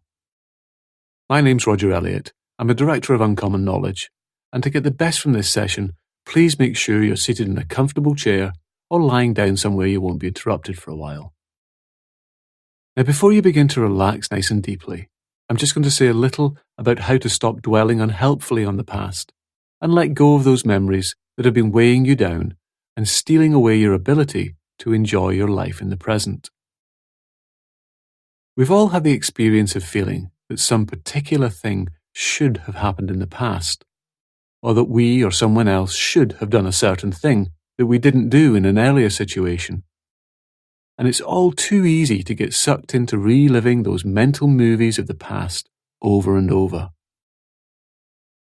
You might have particular memories that you keep dwelling on that cause you anger or sadness, or give you a real sense of frustration that you can't go back in time and change them. People sometimes use the phrase unfinished business, where they feel they lack a sense of completion about past events. It's as if you were watching a movie that suddenly stopped halfway through, and you've been trying to bring it to a conclusion in your mind. Perhaps you can't talk to the people who were involved anymore, or perhaps there's no way to right the wrongs of the past, but you keep on wanting to make sense of those events. And the mental and emotional effort of rehashing the past over and over can exhaust you and make it hard to fully enjoy your life in the present, as your brain becomes primed with all those unpleasant thoughts, and it starts to feel like you're tarring everything in your present life with the same brush. But you can break this habit. This download will help you to deeply relax and detach yourself from the heightened emotions you've been attaching to those memories. Because letting go of the past isn't just about finding rational reasons to move on. It's about making an emotional shift inside, where you can feel calm enough and detached enough to find a healthier perspective on those events. There might be lessons to learn from that past time. There might be things you could start doing differently in the present. There might be a conversation you need to have with someone to help you take that next step to putting all this behind you. But that will all become much easier when you first deeply relax, calm down those emotions attached to those memories, and from that state of grounded centeredness, then decide where you want to be heading in your life. And remember, meaningful as those past events may have been to you, human beings are also creatures of habit. If you've been spending a lot of your free moments habitually looking back on the past, then in some ways it's just become a bad mental habit. something you've kept on doing automatically because you've practiced it so much. So letting go of the past doesn't mean you have to resolve every story in your life that didn't have a proper ending. It means calming down, finding a healthier, more balanced perspective, and literally retraining your mind to break that habit of looking back so often, so that you can pay more attention to what you want for the here and now and for your future. And this download will help you mentally rehearse those changes and make them second nature to you. Now, if you haven't yet closed your eyes, you can do that right now. And you can just begin by tensing up your hands and feet a bit, clenching those fingers into a fist, clenching those toes, and then even clenching those stomach muscles, perhaps the neck and the jaw. I'd like you to hold on to that tension, to breathe in and hold in that breath and that tension.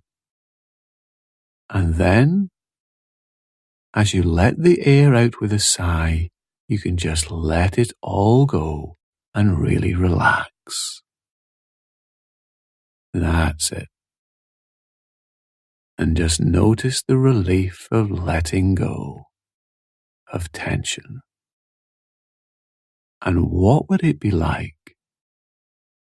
if someone habitually carried around that amount of tension that you were just holding all the time?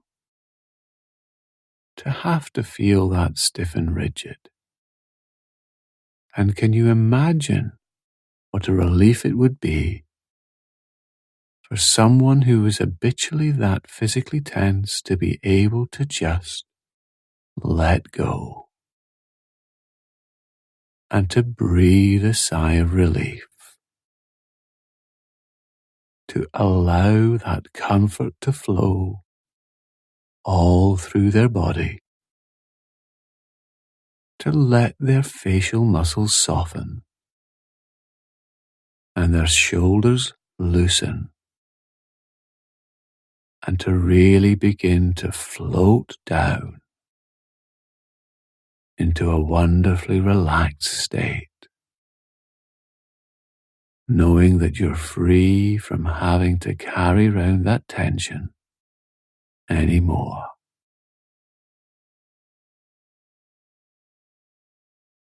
And you can just begin to relax a little bit more with each and every out breath. That's it.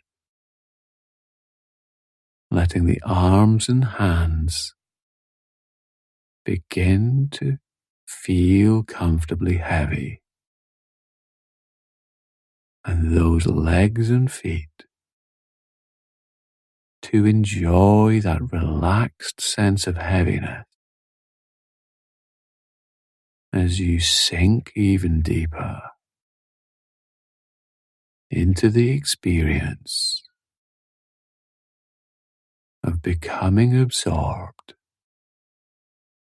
in the idea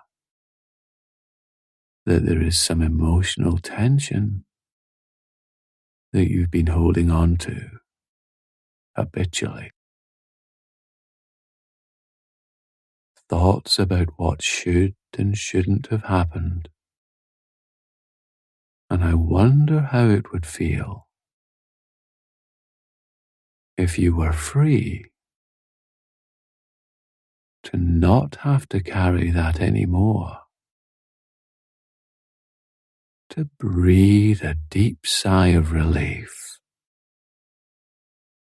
as you prepare to really let go inside.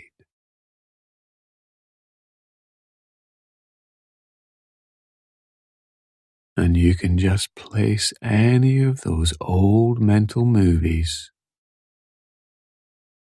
those replays of those past events, on a small black and white television screen way, way over there. And as you relax over here, even deeper, just gazing at that little screen over there, those tiny images, and you can even float out of yourself to one side, maybe to the left, right now, getting a sense of what you look like, relaxing here. What does that face of yours look like when you relax physically? What do your shoulders look like as you relax physically? And how does that you here need to relax and let go emotionally as they gaze at that distant, tiny black and white screen? How do they need to let go inside?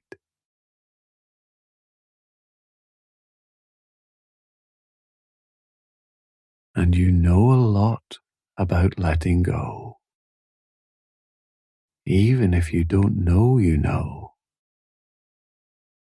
because you let go of millions of memories and experiences all the time.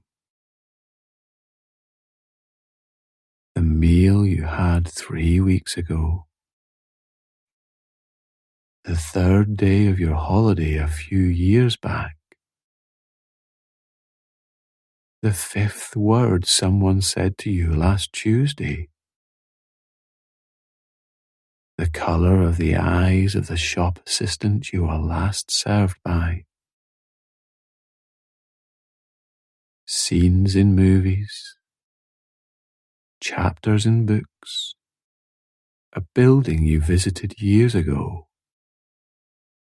Gradually the details fade away, and of course, you can choose to bring back some of those experiences, at least in part, but you generally don't bother because they are the kind of events that you let go of and never give them a second thought. And you've been doing this since you were born, a skill you've developed all your life, the ability to let things go and let them recede in your mind, back and back,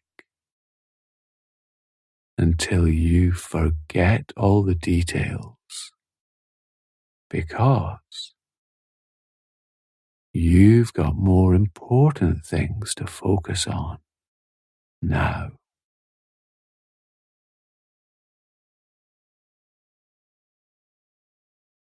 And the past is simply what happened. And every event that ever occurred has an infinitely complex chain of causation behind it, including every ancestor of every person involved in those memories. On that little black and white screen over there, every part of human history and the history of the universe all contributed to those events. And if you were involved, you have your own life history, your own genetic makeup, your own childhood formative experiences, your own brain chemistry that influenced your behavior in that time, and any other people involved also have a long, long trail of events behind them, becoming who they were in that time, their childhoods, their genes, their ancestors, their personalities, their life experiences. And those past events are the result of all of that. Because life is far messier than any movie or novel. Life doesn't conform to the storylines that we want, but the past is what it is. The clay has set, and there are billions of reasons why it turned out that way. And now it's past. And the past can't be remolded. But there are parts of the present and the future that are still very much open to being molded and influenced. And that desire to sculpt and create things in a better way is something you can use to make life better, now and in the future.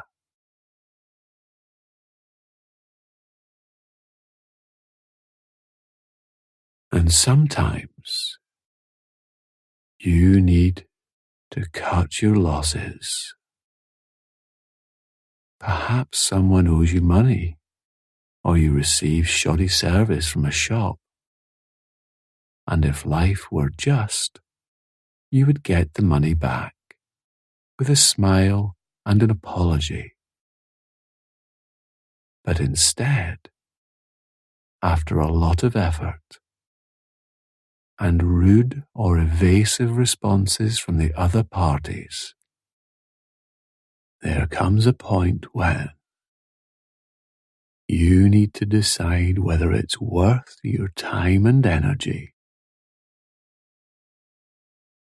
At which point do you cut your losses? Because your energy is valuable, and your time on this planet is limited, and you have better things to do.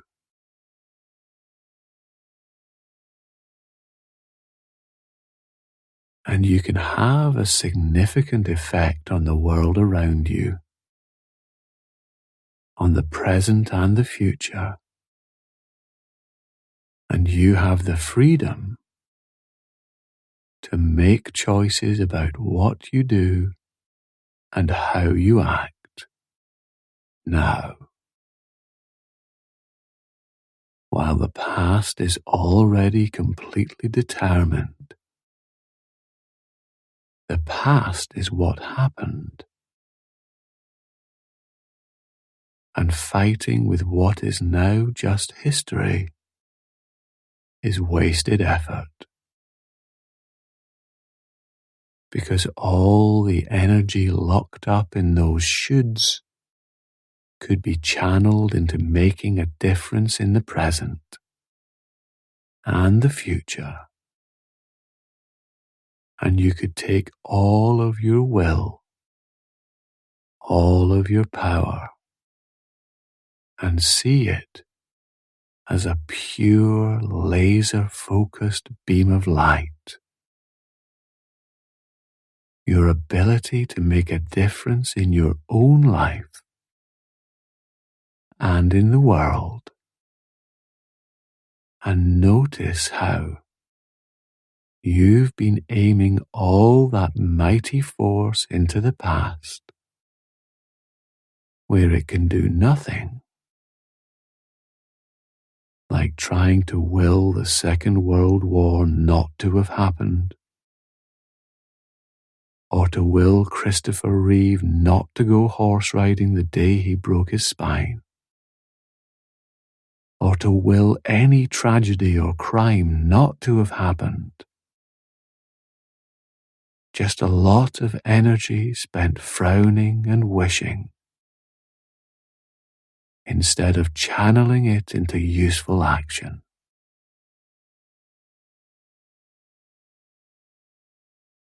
And if you deliberately take aim afresh, aim that focus, aim that will, full of a growing, deep inner resolve that enough is enough, and it's time to cut your losses and put that black and white screen far, far behind you, and switch it off to let it recede into the simple reality of what was, so you can channel the entire focus of your being into what is, what will be, and feel a real release of being free at last from the futile task of willing history to be different, and instead free to decide just how you can be the best person you can be right now, as an example to others of a well-lived life, of how you can be noble and resilient and use your innate sense of justice and fairness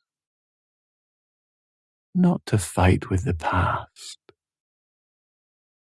nor to wish other people were different, but to open up to what actually is, and what is within your capacity to change, and use that laser-like force, that inner desire, to come out of those past events even stronger, into the present now, open to the reality that not every story in the future will have a perfect ending, because everyone's life has messy imperfections here and there, yet nonetheless you can carry your resolve into the days and weeks ahead. And what will it be like to notice how, even if that old habit of being distracted by the past tries to come back, you can just honestly check if there's anything relevant to learn for the future from those memories And if there is, you can remember what you need. And if not, you can switch off that distant TV, because you've seen that program more than enough times, way back there,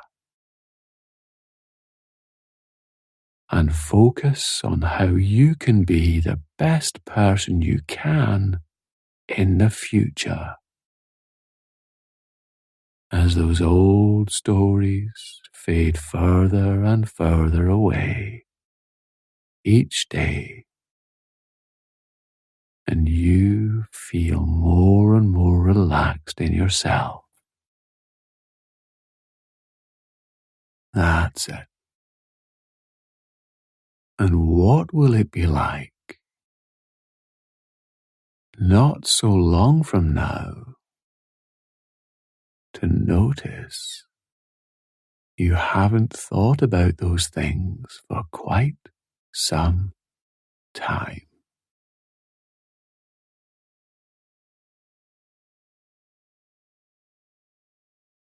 And you can listen to this session often and deepen these changes each time you listen. And here and now, you can just prepare to become wide awake. That's it. Just noticing the position of your body and the sensation of the surface that you're resting on. Just taking a moment to become more aware of any sounds around, perhaps. And as you fully reorientate to this present moment, you can just come all the way back now. And as you open up your eyes, you might enjoy a nice stretch, and welcome back. Excellent. Now we recommend that you listen to this download every day for a week at first, and after that just as often as you feel you need it, if at all. What you're looking for is that you realize that you haven't been bothered by those old memories for some time. And when you do notice that, we'd love to hear about it. There are associated sessions at hypnosisdownloads.com, such as Stop Self-Pity and No Regrets. My name's Roger Elliott of Uncommon Knowledge. Thank you for listening, and the very best of luck to you.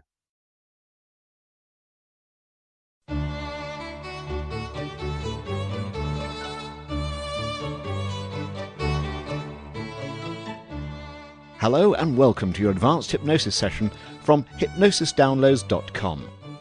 You'll get the best results from your download by giving it your full attention. Please do not listen to it when you need to maintain concentration, such as when driving. Hello and welcome to The Secret of Dealing with a Negative Critic hypnotic download from hypnosisdownloads.com. My name is Mark Tyrrell and I'm Director of Uncommon Knowledge. To get the best from this download session, please now make sure that you're seated in a comfortable chair or lying down comfortably. In a few moments, you'll find yourself really beginning to relax deeply. But first, I'd like to say a few words about dealing with really negative and critical people. Negative critics can be very demoralizing and undermine your confidence. Every idea you express that you think is positive, they come back with the old "yeah, but." We call this behavior yeah-butting. Yeah, but that won't work because.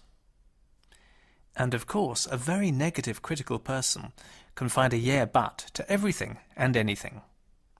Don't be conned by very negative people. Just because they can produce valid-sounding reasons why your ideas are wrong doesn't make them right. Being severely criticized for extended periods of time can leave you feeling underconfident and depressed. And that's only to be expected because they're actually communicating with you in the same way that depressed people communicate with themselves. Negative criticizers have what is known as a negative bias to reality. And they do three things when they criticize you. Firstly, they describe the negative as if it's your identity rather than just attaching it to a specific limited behaviour. So, say you forgot to buy the milk. Rather than complaining about the specific event, you not getting the milk, the negative critic will call you lazy, as if the word sums up your core and entire identity. They use the negative label as if it applies to who you are, so rather than saying, I'm annoyed that you didn't get the milk, they say, you are lazy. So there's a big sweeping negative overgeneralization with a proper criticism. Secondly, the critic will communicate in a way that implies that you're lazy in every area of your life.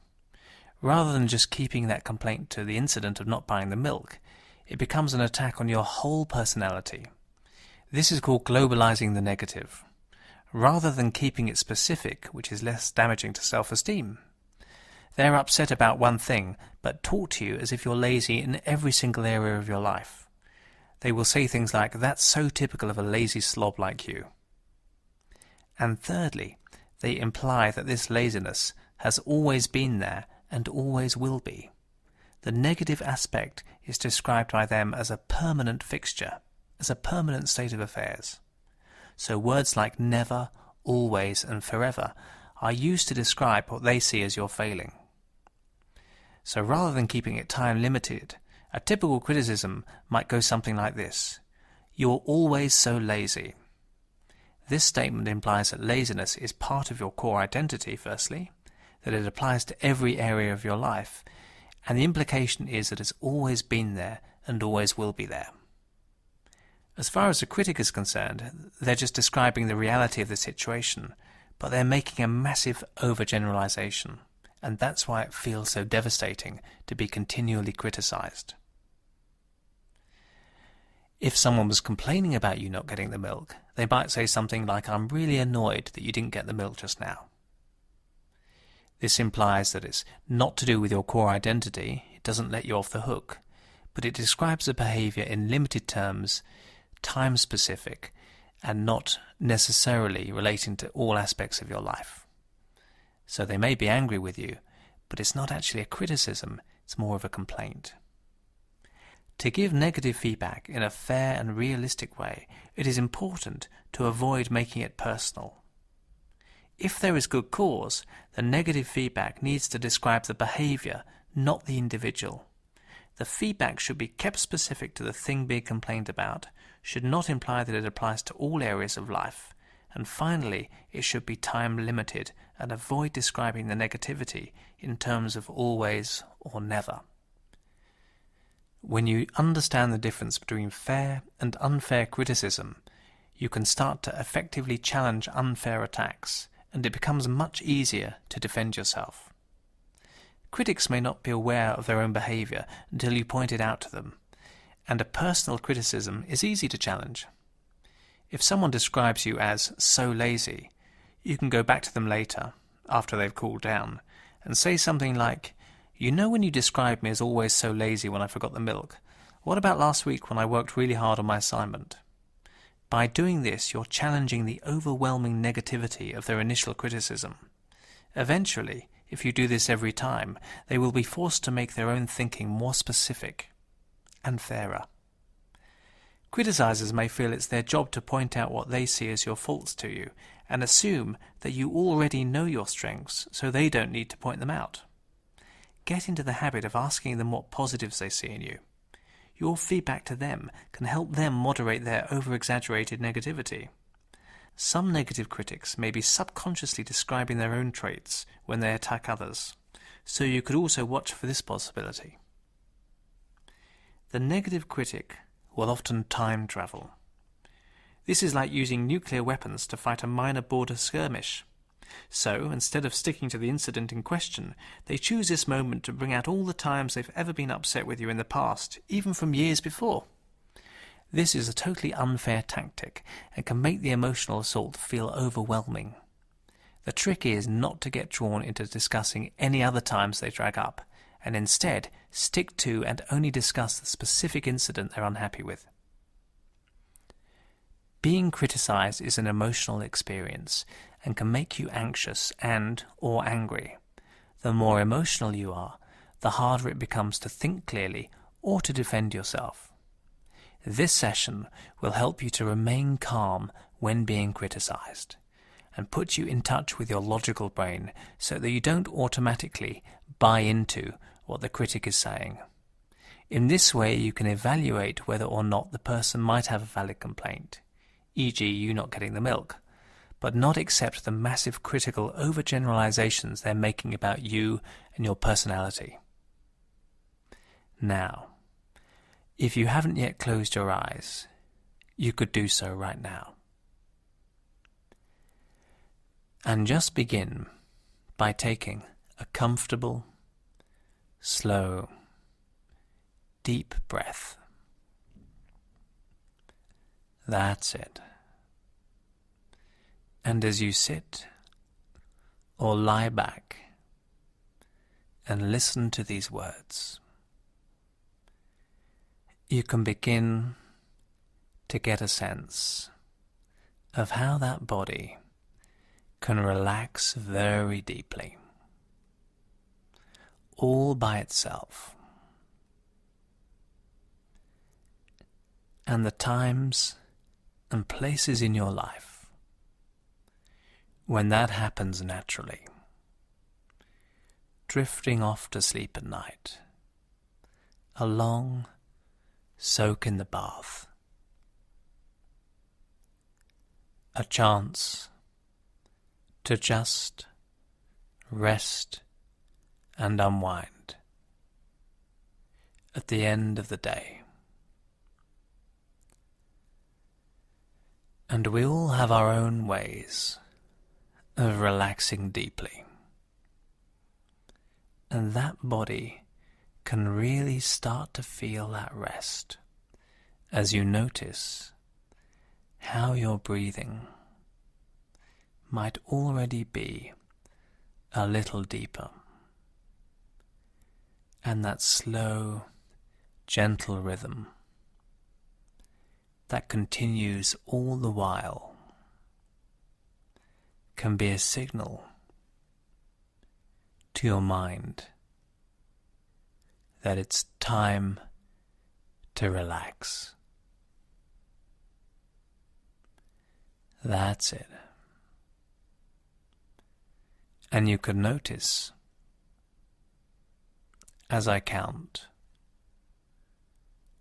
what the numbers from 10 all the way down to 1 would look like if each number had a different color,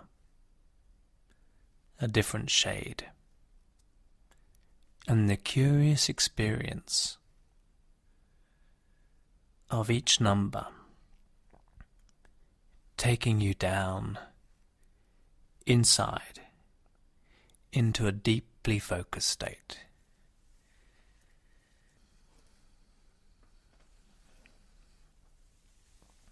And you could notice here and now what the vivid greenness of a 1 and a 0 would look like.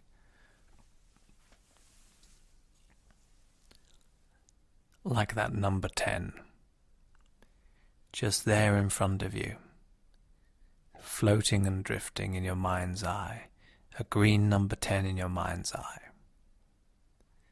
That's it, and fading away. Or the deep blueness of the number 9, drifting, fading, the sunshine yellow of an 8, as you really begin to relax very deeply now. That's it.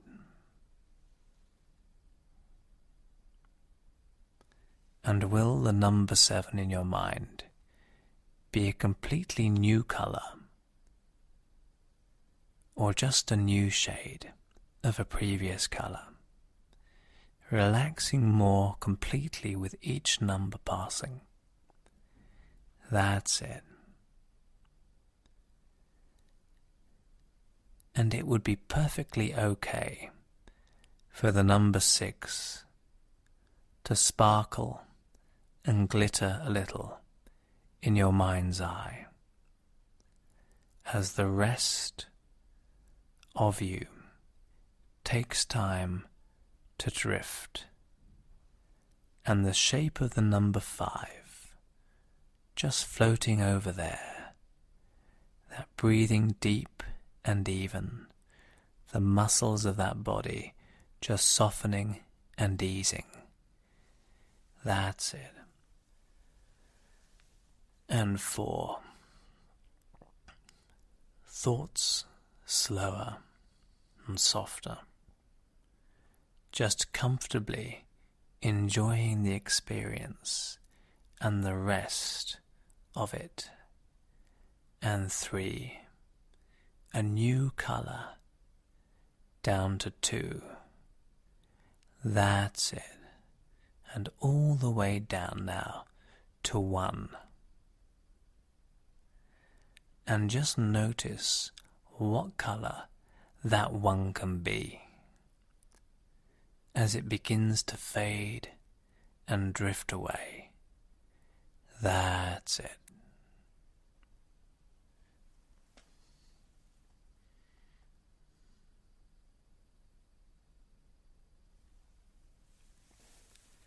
And listening to a complaint or a criticism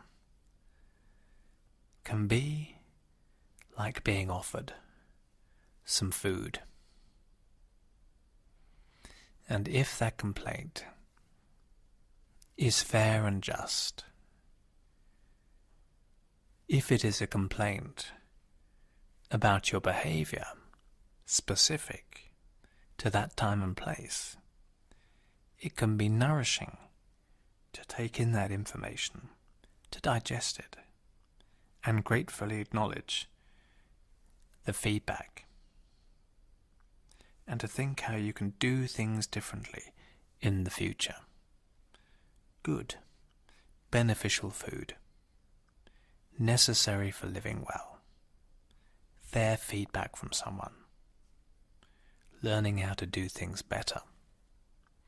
But if that criticism is unnecessarily personal, exaggerated, overflowing with exaggerations, with words like always and never, mixed in with bits from the past, building up the negativity around you unfairly, it's very unattractive, unnutritious food, with little or no nourishment in it. Food that you would instinctively reject as very poor quality, and you don't have to digest it. Rotten food, unfair. And of course, sometimes you might be offered both types of food at the same time. On the one hand, some that is very valuable and beneficial that you wouldn't want to miss. On the other hand, some that is completely ruined by criticism, overgeneralizing, and personal insults. And you can really take a moment to step back and evaluate. And it's easy to sense which is the real food that is beneficial and nourishing for you, which parts of that communication you will take on board and learn from, and which parts you'll instinctively reject as distorted, overdone. That basic physical sense that this is not food which should be eaten. Really learning to separate those in your mind, nutritious bits of people's information for you, versus the stuff that is just indigestible and bad for you.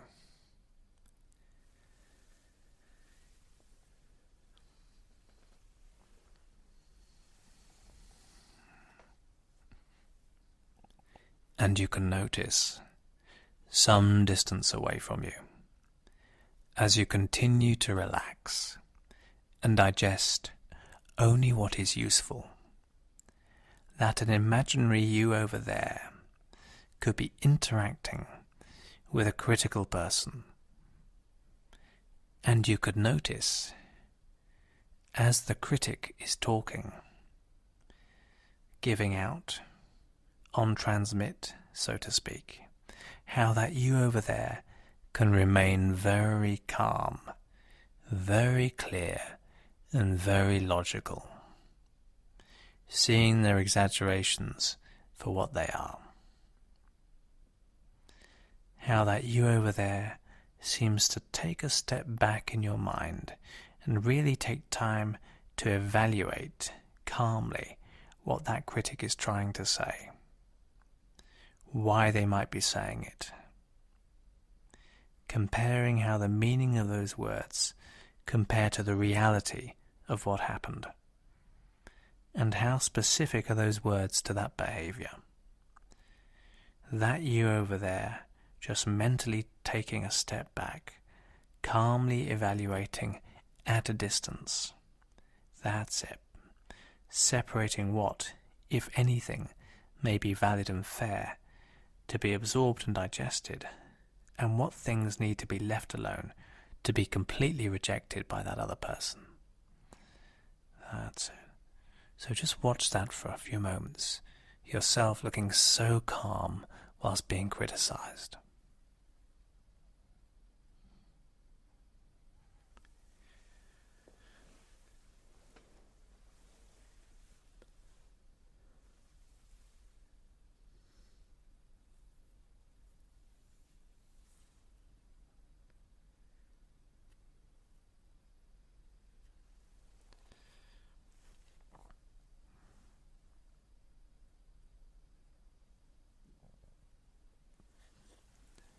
And just notice how the you over there deals with things differently when they're so calm and detached in response to that critic. Notice that what you say is clear and makes sense, acknowledging only what is valid, firmly rejecting what is distorted, exaggerated, and false. Like watching yourself on TV right now.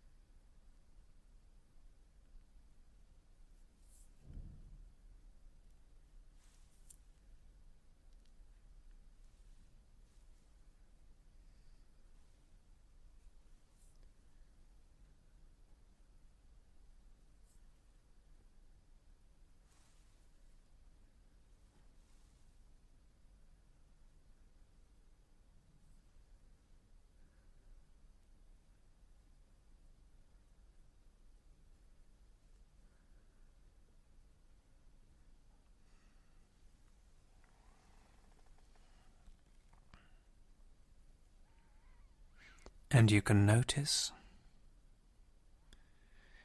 what it's like to drift towards that you over there, to step inside them, and really integrate that skill deeply and fully as an instinctive part of you, so that looking at that critic face to face, you can notice how you instinctively take a step back in your mind and comfortably, calmly consider the intent behind the message, completely separating the emotional component from what might be fair and valid, distinguishing what is fair and just and what is rotten and needs to be weeded out and rejected, far apart from each other. And that can feel very easy and natural to do this. So do that right now. Get a sense of being with that person, them being critical, and you just being calm and detached with them.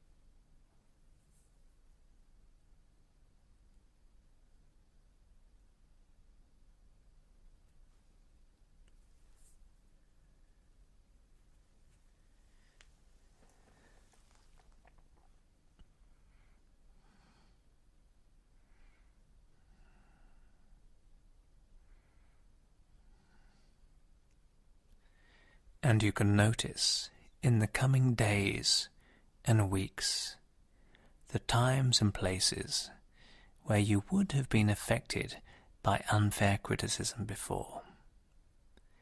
Just how much more calm and comfortable and disassociated you feel from it, knowing how to step back and evaluate and take in only what is beneficial and simply leave the rest as falsehoods, distortions, and exaggerations.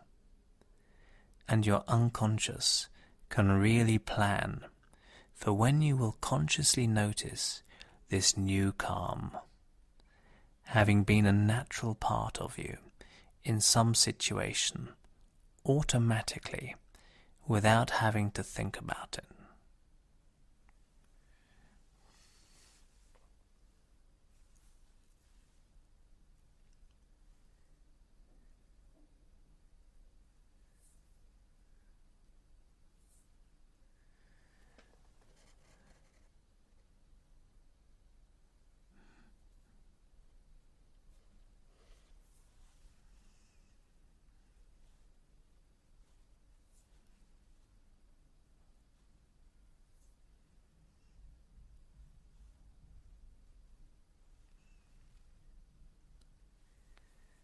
And as you begin to awaken, you can keep this sense of calm with you, deep inside. That's it.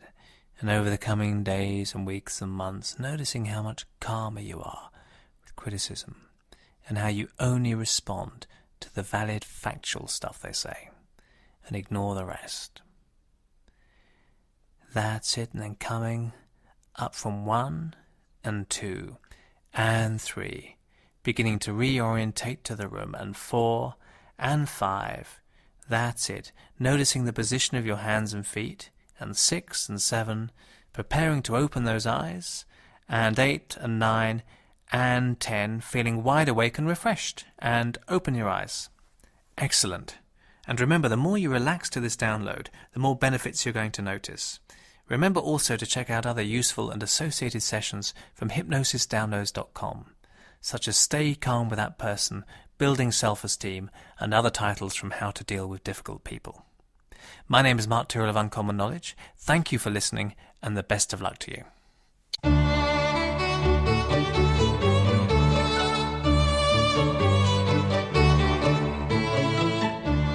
Hello and welcome to your advanced hypnosis session from hypnosisdownloads.com.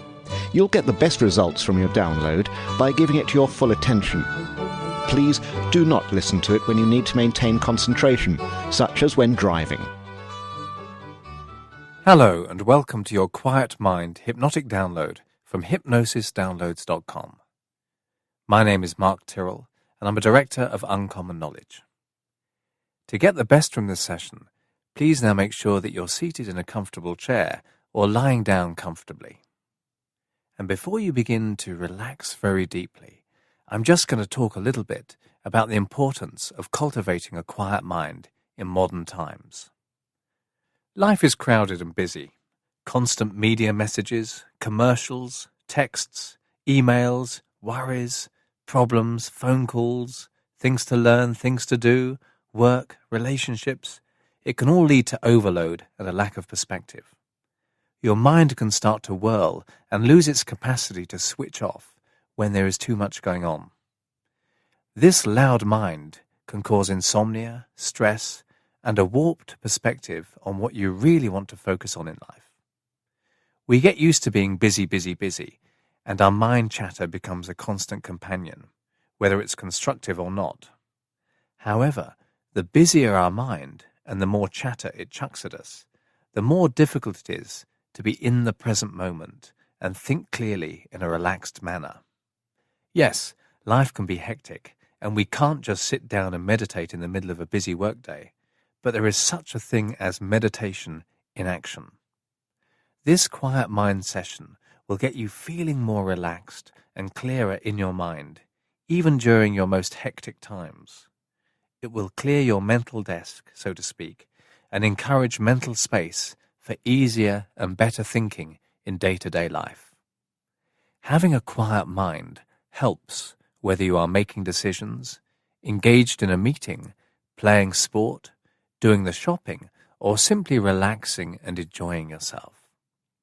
Having a quieter mind allows your subconscious to communicate more clearly to you important intuitions and richer understandings of situations.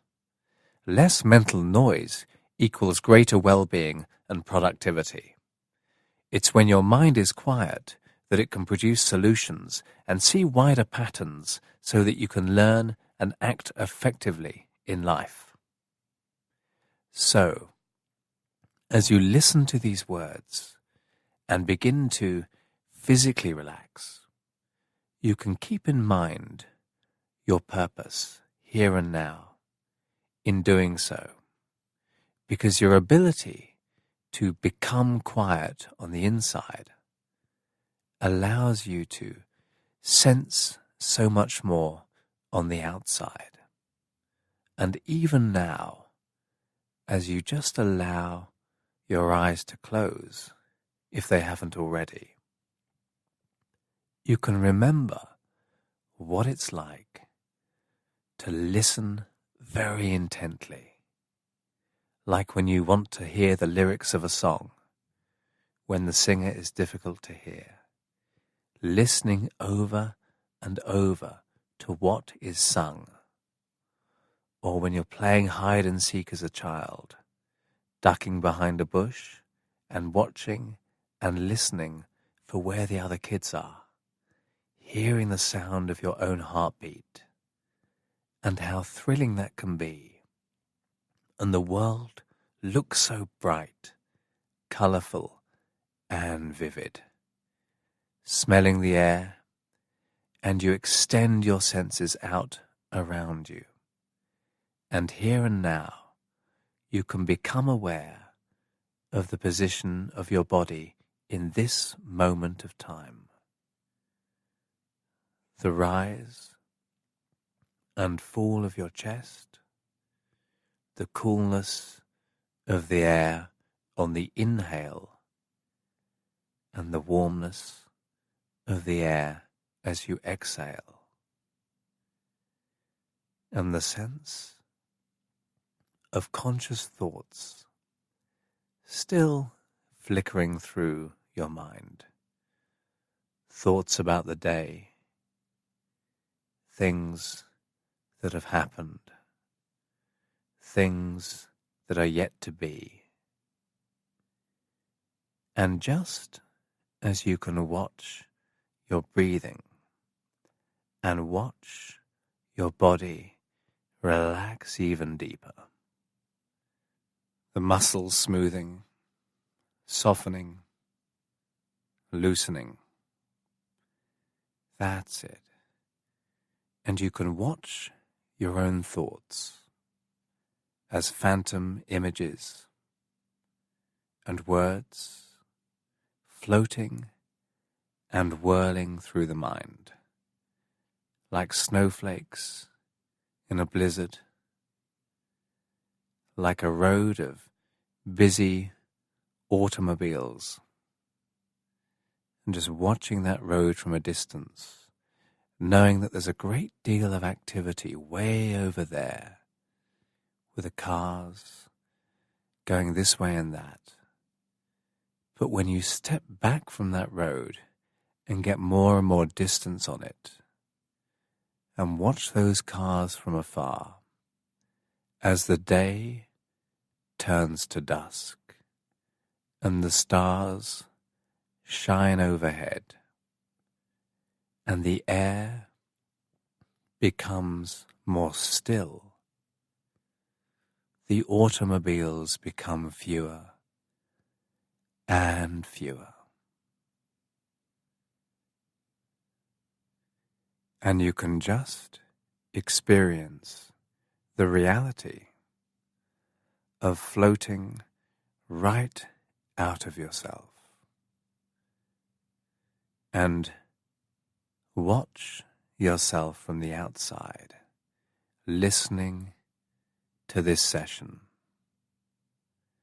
noticing the relaxation of those facial muscles, seeing your body over there drift into deeper and deeper comfort, seeing the position of your body and watching that calmer mind and the remaining thoughts floating in there like a spinning top that was whirling and whirling so very hard, but which now has slowed and slowed as those thoughts over there diminish until they come to a stop and you just listen to the silence.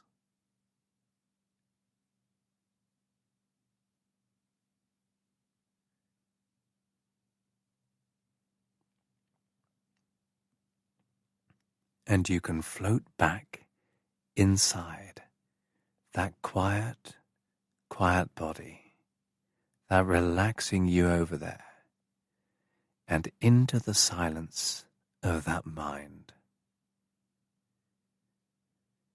And as you take in a slightly deeper breath in your mind, you can softly utter as you breathe out the sound shh. Because when the surface of the lake is rippled with movement, it can't reflect reality clearly. And it's only when those ripples travel out to the edge and diminish and diminish, that lake can become completely still. That's it. And become a mirror to the world,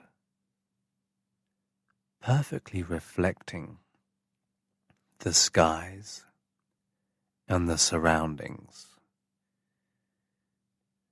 That's it.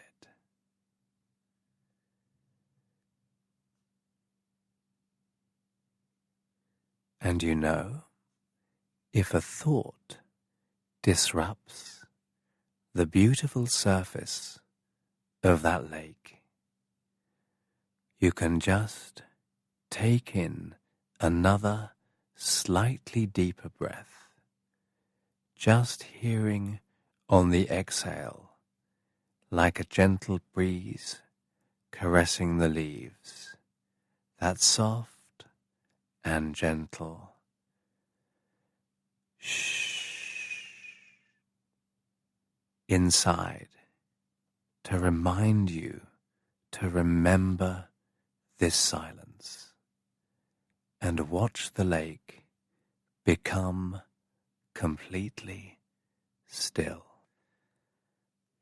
And you can just consider now, quietly, where this silence will be most useful for you. And you can choose a particular time or a place, at home, at work, engaging in something you really enjoy, where you want to come to your senses and quiet your mind. And when you've found a good time, where you want to experience this in the future, this quiet mind, I'd like you to notice what you look like in that time, seeing yourself there in the future. Perhaps looking a little distracted at first, having internal thoughts about this and that, seeing the frown on your face, the internal dialogue, but then just watching as that you remembers to take a deep breath and repeat inside your mind, shh.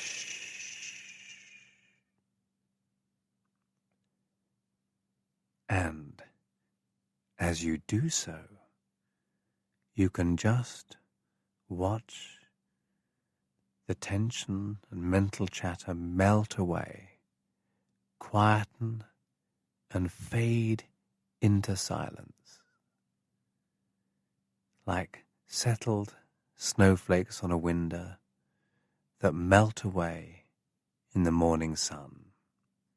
And notice how this future you can be so much more vibrant and focused, able to fully pay attention to what you're doing. And it's interesting to note that you can just practice that from the inside, stepping right into the beginning of this future time, being here in the future in your mind, and hearing that mental chatter to begin with, those distracting, whirling thoughts, and then sensing yourself step back from them, take a deep breath, and shh them into stillness and silence, seeing the colors get brighter, the world around you more three-dimensional, as you're able to fully be here now.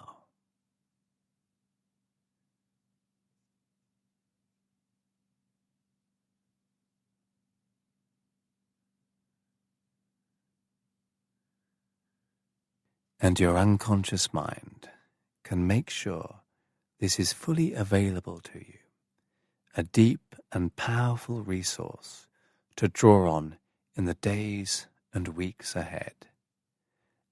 And as you listen to this session repeatedly, and you notice more and more beneficial changes in your own level of calm and focus, changes that others begin to see in you as well from the outside, and how much more enjoyable it is to be in the here, in the moment, having the direct experience of your life by quietening down on the inside, and the thrill of really paying attention to what's going on the outside. That's it. And then, just preparing to awaken, noticing the position of your body again, the feeling of whatever's supporting it, and coming back wide awake. That's it. Having had a wonderful, deep mental and physical rest, feeling alert and refreshed, and whenever you're ready, just open your eyes. Excellent. And remember, the more you relax to this download, the more benefits you're going to notice. Each time you listen to this, you can think about a different future time when you'd like a quieter mind. Remember also to check out other useful and associated sessions from hypnosisdownloads.com, such as meditation hypnosis and instant self-hypnosis. My name is Mark Tyrrell of Uncommon Knowledge. Thank you for listening, and the best of luck to you.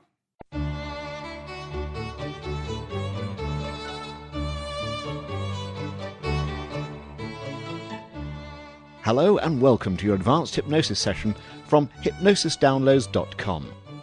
You'll get the best results from your download by giving it your full attention. Please do not listen to it when you need to maintain concentration, such as when driving. Hello and welcome to your self-esteem booster from hypnosisdownloads.com.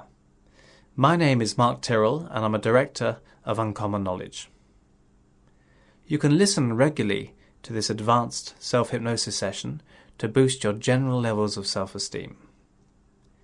It can also be used to create a stronger belief in yourself prior to entering a situation where you need a strong faith in your abilities.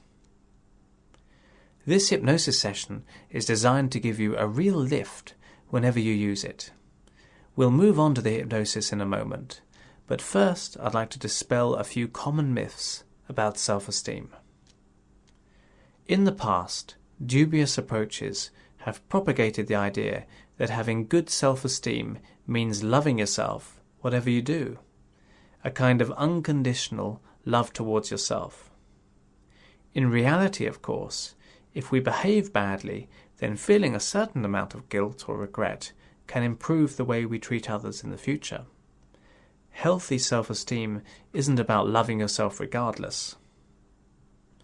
In order to have a healthy level of self-esteem, you need to be able to assess yourself realistically, which means recognizing your own unique talents, attributes, characteristics and qualities, and not just focusing on the areas of yourself that need improvement. However, people with genuinely low self-esteem don't just over-chastise themselves when they've made a mistake. They give themselves a really hard time, even when they've done something well. People with low self-esteem often never accept credit for their achievements. Low self-esteem is really an emotion or series of emotions, such as sadness, guilt, anxiety and worry, about the self. It's not just a thought about the self. For good self-esteem, it is therefore vital to be calm around your ideas about yourself. This may sound strange. However, if you can be truly calm when appraising yourself, then you're much less prone to oversensitivity, despondency, and even everyday paranoia. This hypnotic download will get you feeling comfortable, calm, and relaxed around the perception of yourself, and will teach your unconscious mind to focus on your good points, no matter what has gone before in your life. Now, find some place where your body and mind can begin to relax very deeply. You may be sitting down as you start to drift into a profoundly deep and comforting trance. Or you may lie down as you begin to delight in the benefits of pure rest, calm, and peace of mind and body. Now, you know it's amazing the amount of tension that can build up in a body over a day, or even over a night if a person's sleep hasn't been as relaxed as it could have been. You can start right now by clenching your fists. That's it. Really clenching them tightly. Noticing the physical tension in the muscles of the hands and the wrists and your forearms. Really squeeze those fists tight, just with the same rigid focus that some people have concerning who and what they are. And in a moment, but not yet, I'm going to ask you to really let go of that rigidity and relax that tension, so that new possibilities can be explored and developed in the body and mind. That's it, but for now you can keep those fists tense, and as I speak, you can relax. I'd like you to unfurl those fists now, and notice that as you release those fists, the tension, that's it, just evaporates. The feeling of relaxation in those hands can be much greater than before. That's it. Unclenching those fists right now, noticing the release and calm in those hands, and spreading up through the wrists and upwards, relaxation, spreading up the arms and shoulders and throughout the body and mind you focus on the way those legs can relax and rest as I take care of the rest. That's it. And no matter what has happened to you, and whatever went before, in a very real sense, we only actually have now. The past and futures both are represented within and through the imagination. You know that you could search your whole world from top to bottom and never once find your past. You never need be defined or confined by your past, but released into your future. People have been told things about themselves, and sometimes, through youth or repetition, they come to believe those things. However, the person who has the last say on what you're really about and going to be about is listening to my voice right now. You are the only person who has the final say on who you really are. And right now, you could just begin to get a sense, or even sometimes beautiful visualizations and colors and shapes of different kinds, of trees and plants, some of which you'd never seen before, like taking your own path whilst being upright and strong, as if you can feel a kind, gentle and natural dignity flowing through your veins, almost like a natural birthright of ancient human dignity and personal power. And you can walk your own path through a beautiful place, and there are strong, powerful, mysterious trees that are that way because of, not despite, the hardships and storms they have faced and survived, even though it seemed sometimes that they wouldn't. And there's a kind of gentle dignity about that. They've weathered storms, but they're still here, like powerful, ancient, giant oak trees that have grown tall and have deep, ancient roots, and get a real sense of your strength and potential, almost as if you can watch yourself from the outside and see the qualities, some of which you were even unaware of, just emerging from yourself now, like a beautiful sculpture emerging from a block of stone.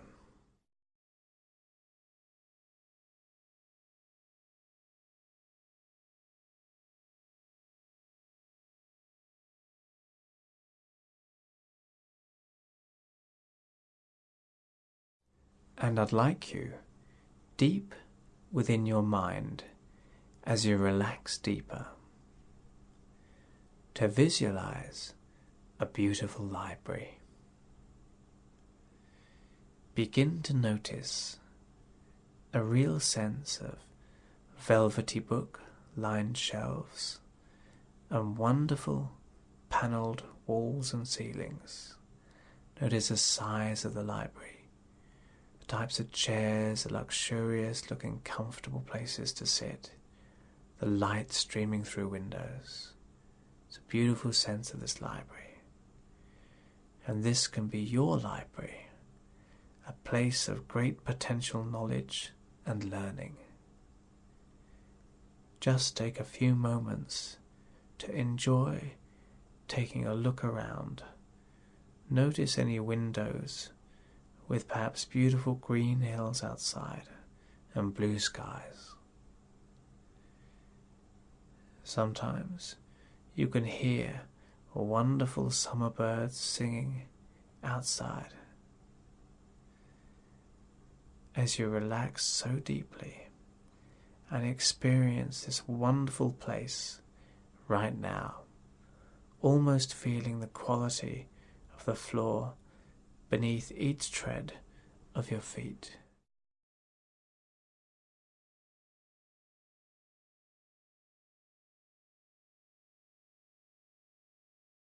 Now, in some cozy part of this library, maybe in a corner or by a beautiful window, you're going to see someone very special to you. In fact, you are very special to them. It can be someone who really loves you or admires you, maybe someone who you've really helped in the past or done some favour for sometime recently, or maybe from long ago. Or, and here's the thing, it may be someone from your future, someone who deeply respects, likes, or even loves you. Take a moment now to get a sense of this person and to notice that they're writing a letter on such beautiful paper. That's it. Get a sense of them now there, doing that as you rest deeper.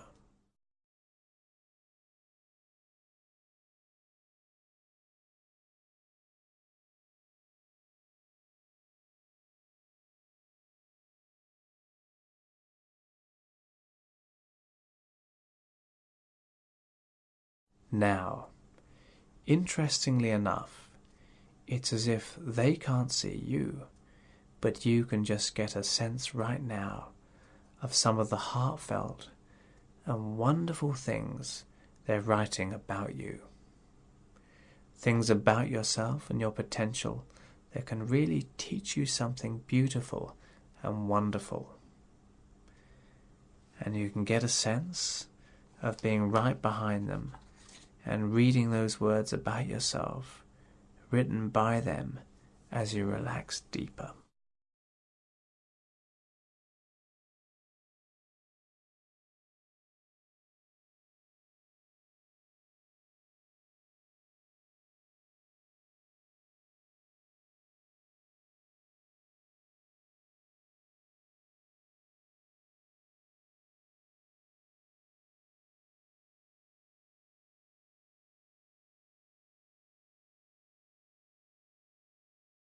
That's it.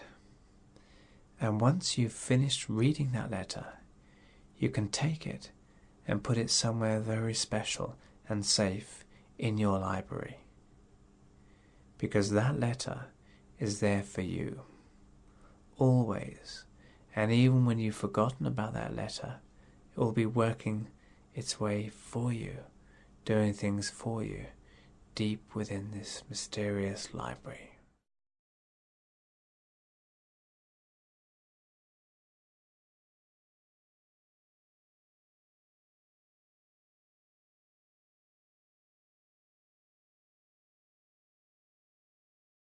And beautiful images and visions can come to mind.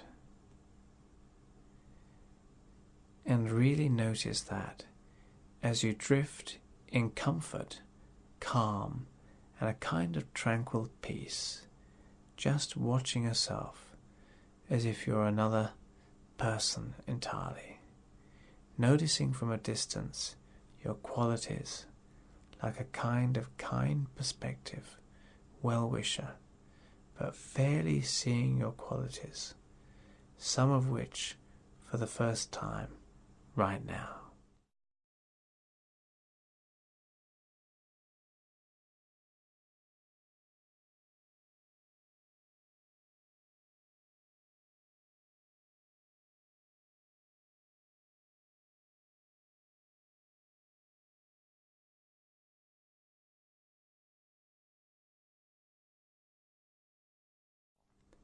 That's it. Now you can find that not only are you going to have the relief of accepting your finer, real and also emerging qualities, and respecting those qualities for what they are, and becoming very good at recognizing them. But also, strangely and interestingly enough, begin to absorb skills and talents more quickly. As if new skills and abilities can begin to stick to you, giving you more choices. And right now, like an encouraging wave from some distant part of yourself, from the future, notice yourself experiencing within your mind some situation, maybe with others, but now feeling differently, feeling calmer, more dignified, and so much stronger. Notice being in a familiar or upcoming situation, but with so much more calm and easygoing strength. Really notice the difference now when you feel different in a situation, experiencing that in your mind gently right now, then you really are different in a situation. Learn from that now.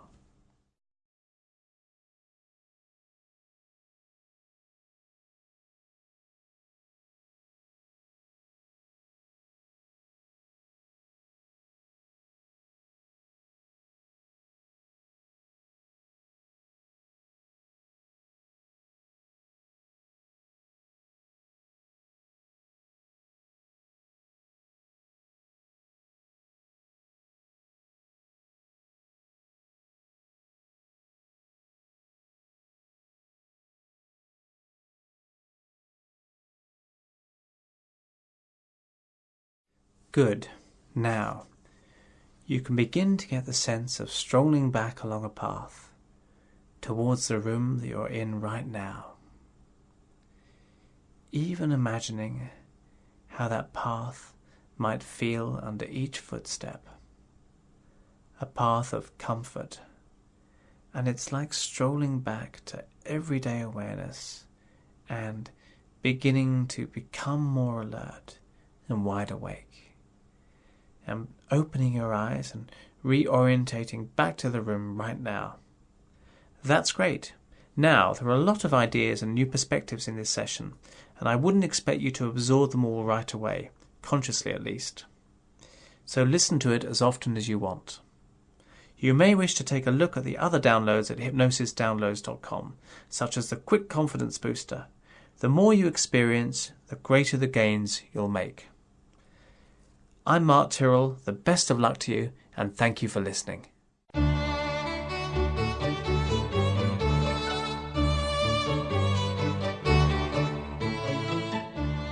Hello and welcome to your advanced hypnosis session from hypnosisdownloads.com. You'll get the best results from your download by giving it your full attention. Please do not listen to it when you need to maintain concentration, such as when driving. Hello, and welcome to Stopping Negative Thoughts from hypnosisdownloads.com. My name is Roger Elliott of Uncommon Knowledge, and this experience is especially designed to give you a more positive thought process. Before you begin to relax deeply, we just take a look at how negative thoughts occur and ways in which you can train yourself to have a more positive outlook. Negative thoughts are characterized by all or nothing thinking. Words like always and never signify unshakable views of how things are, when realistically events are rarely quite so black and white. Here's the ABCDE model that explains how this happens and how you can practice ways to overcome these thoughts. A stands for adversity, or an event that didn't happen as you had hoped. An example might be a friend not calling you when they said they would. B is for belief and how you interpret this event. This may have made you think that they didn't call because they didn't like you, for example. C is for consequence and how this affects you. Stopping here and brooding will probably make you feel bad. The trick is to move on to the next stages in order to feel better and more positive. So next is D, which stands for diversity or thinking of other possible explanations. In this example, perhaps they didn't call because they were too busy, or they just forgot. Which leads on to E for energy. Breaking away from the negative thought helps you feel much better. The key is to create multiple possible explanations without necessarily believing any of them until you can get outside evidence. So if you become aware of a thought that seems negative, try this out. The more you practice it, the more it will become second nature or habit. Listen to this download as often as you need to get this clear in your mind. And if you listen to this download regularly, you'll be able to train your subconscious mind to let negative thoughts just drift by. Stepping out of the situation in this way helps to calm the mind down. And by opening up your awareness to new possibilities, you will begin to observe your thoughts and let negative ideas simply drift away.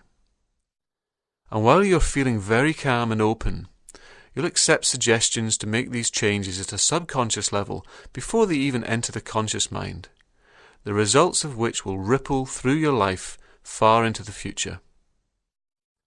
Remember, it is the calm and still surface of water that reflects reality as it really is.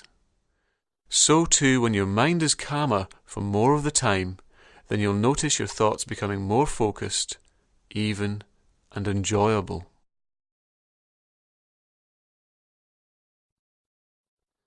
So just take a few moments to make yourself comfortable and sit or lie in a way that helps you to let go of any tension. It's a good idea to uncross your arms and legs and let that body unravel so that each muscle can begin to release and unwind. Ensuring you're in a situation where you'll be uninterrupted for a while, and when you feel supported in the right way, just close your eyes and allow your breath to become regular and easy, so that each breath in fills the body with blissful feelings of calm, and each breath out is a further release of any less comfortable feelings. As the breathing begins to become steadier, you can just follow its course, rhythmically relaxing you.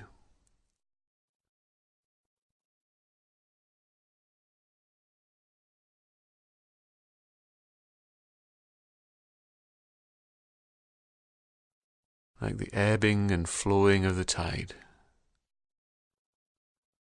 or the waves that wash up on the beach and sink into the sand. Waves of calm just drifting through that body and mind.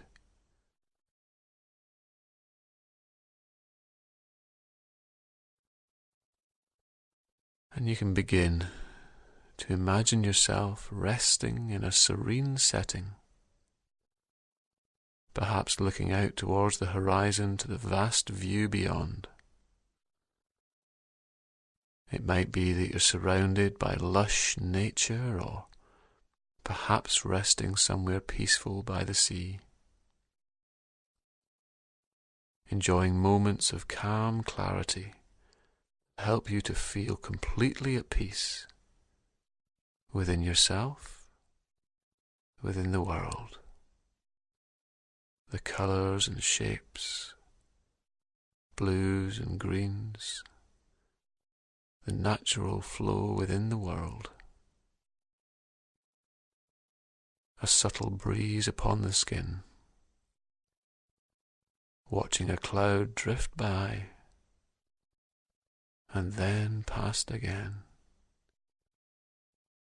Really getting a sense of how that mind and body can unite in a way that allows you to relax and let go of all less helpful thoughts. Just getting absorbed in the beauty of sight and sound that rest deeply within the depths of your unconscious mind. Wondering what it is about this place deep inside that helps you to feel good.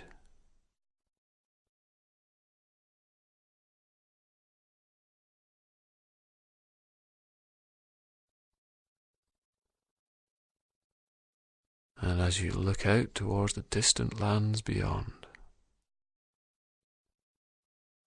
just noticing the clouds drifting by in the sky,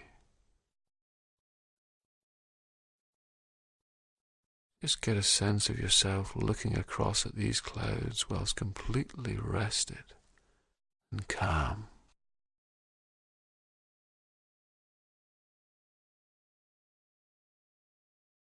That distance between you and them, allowing you to feel safe, feel secure over here, while over there everything just floats by.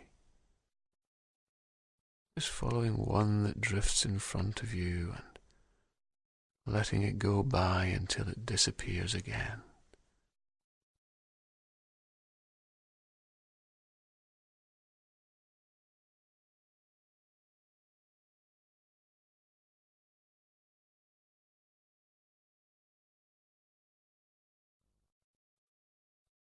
And you can notice perhaps a darker coloured cloud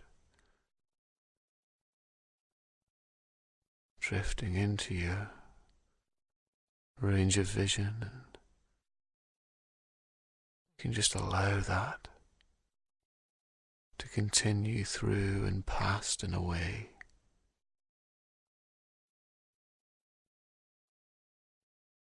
So,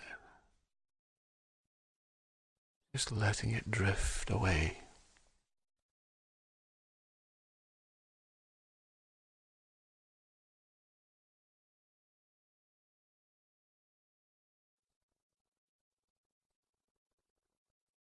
Just noticing developing now, slowly unfolding, that sense of deep clarity that you get when you feel at peace, a view that gives the sense of satisfaction that a brief moment could just last forever. Calmness drifting through that body.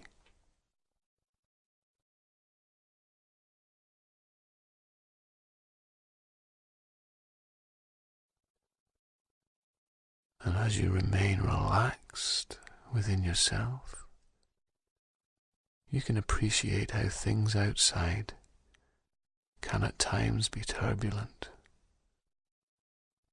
whilst inside you can be calm and just wait for that turbulence outside to again become calm.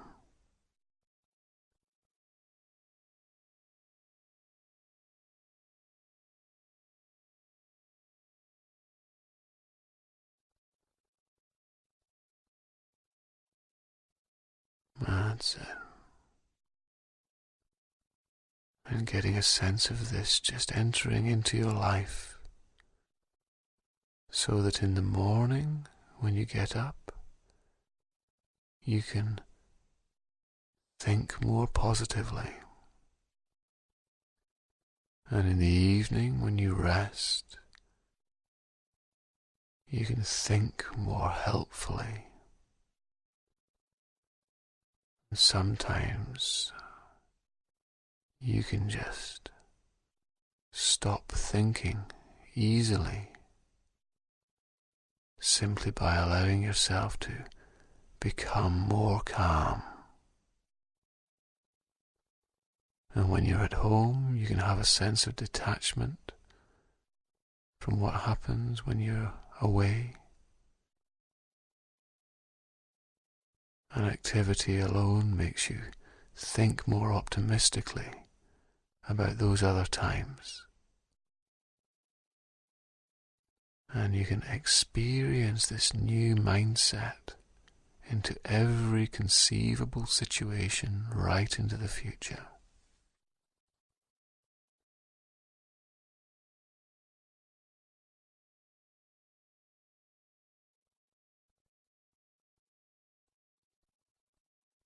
That's it. And that mind knows how to think differently. But the vital ingredient is calmness.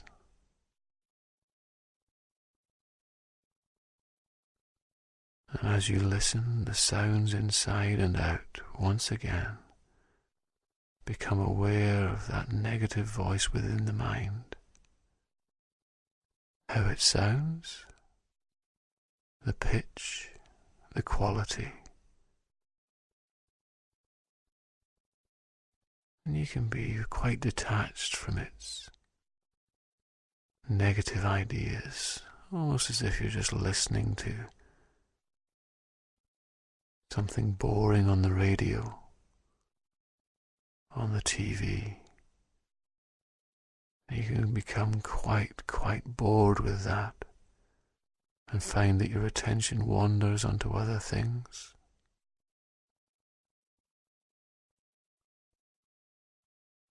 You can imagine what it's like for that negative voice to change in the way it sounds.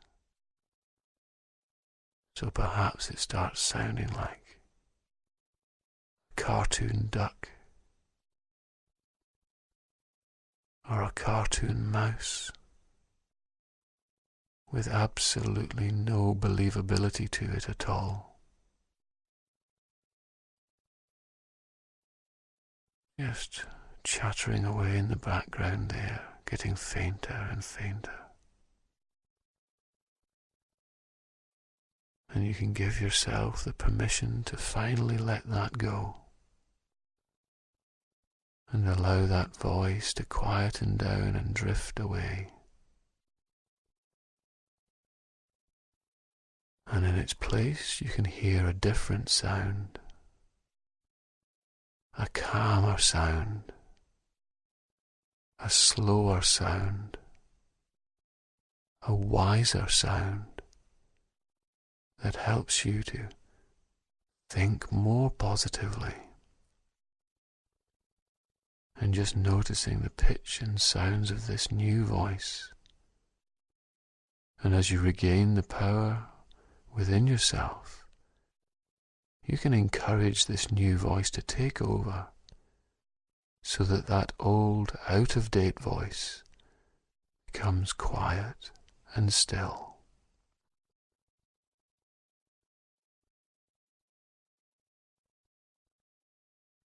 And of course, that cartoon duck or that cartoon mouse can come back at any time. But you can choose whether it has anything sensible to say. You can sit back, relax, listen to it for a second or two, and then just let it drift away.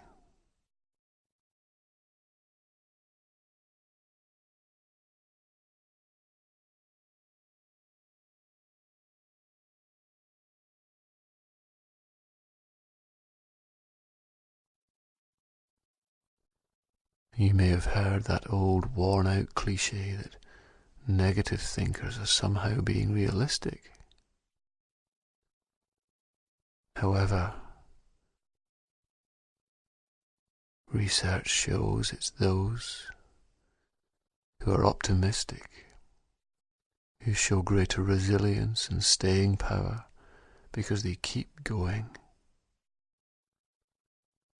They're far more likely to manifest their positive expectations. And you can look forward to that. Look forward to the things that a new positive attitude brings into your life without you even having to try to do anything. And it can be delightful and incredible and amazing to notice all the changes that take place when you allow that old negative voice to just drift away. Just like watching those clouds drift by and out of sight. And the real you, the you that's much, much more than just thoughts, can relax deeper.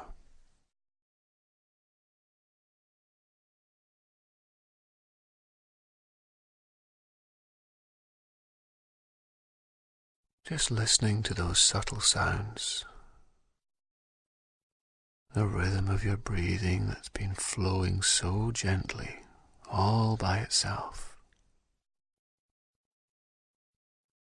Becoming aware of that leg there, or that hand. And in a moment or two, you can notice that you just feel perhaps like stretching an arm or a foot or a leg. Just as the muscles begin to wake up and feel alive.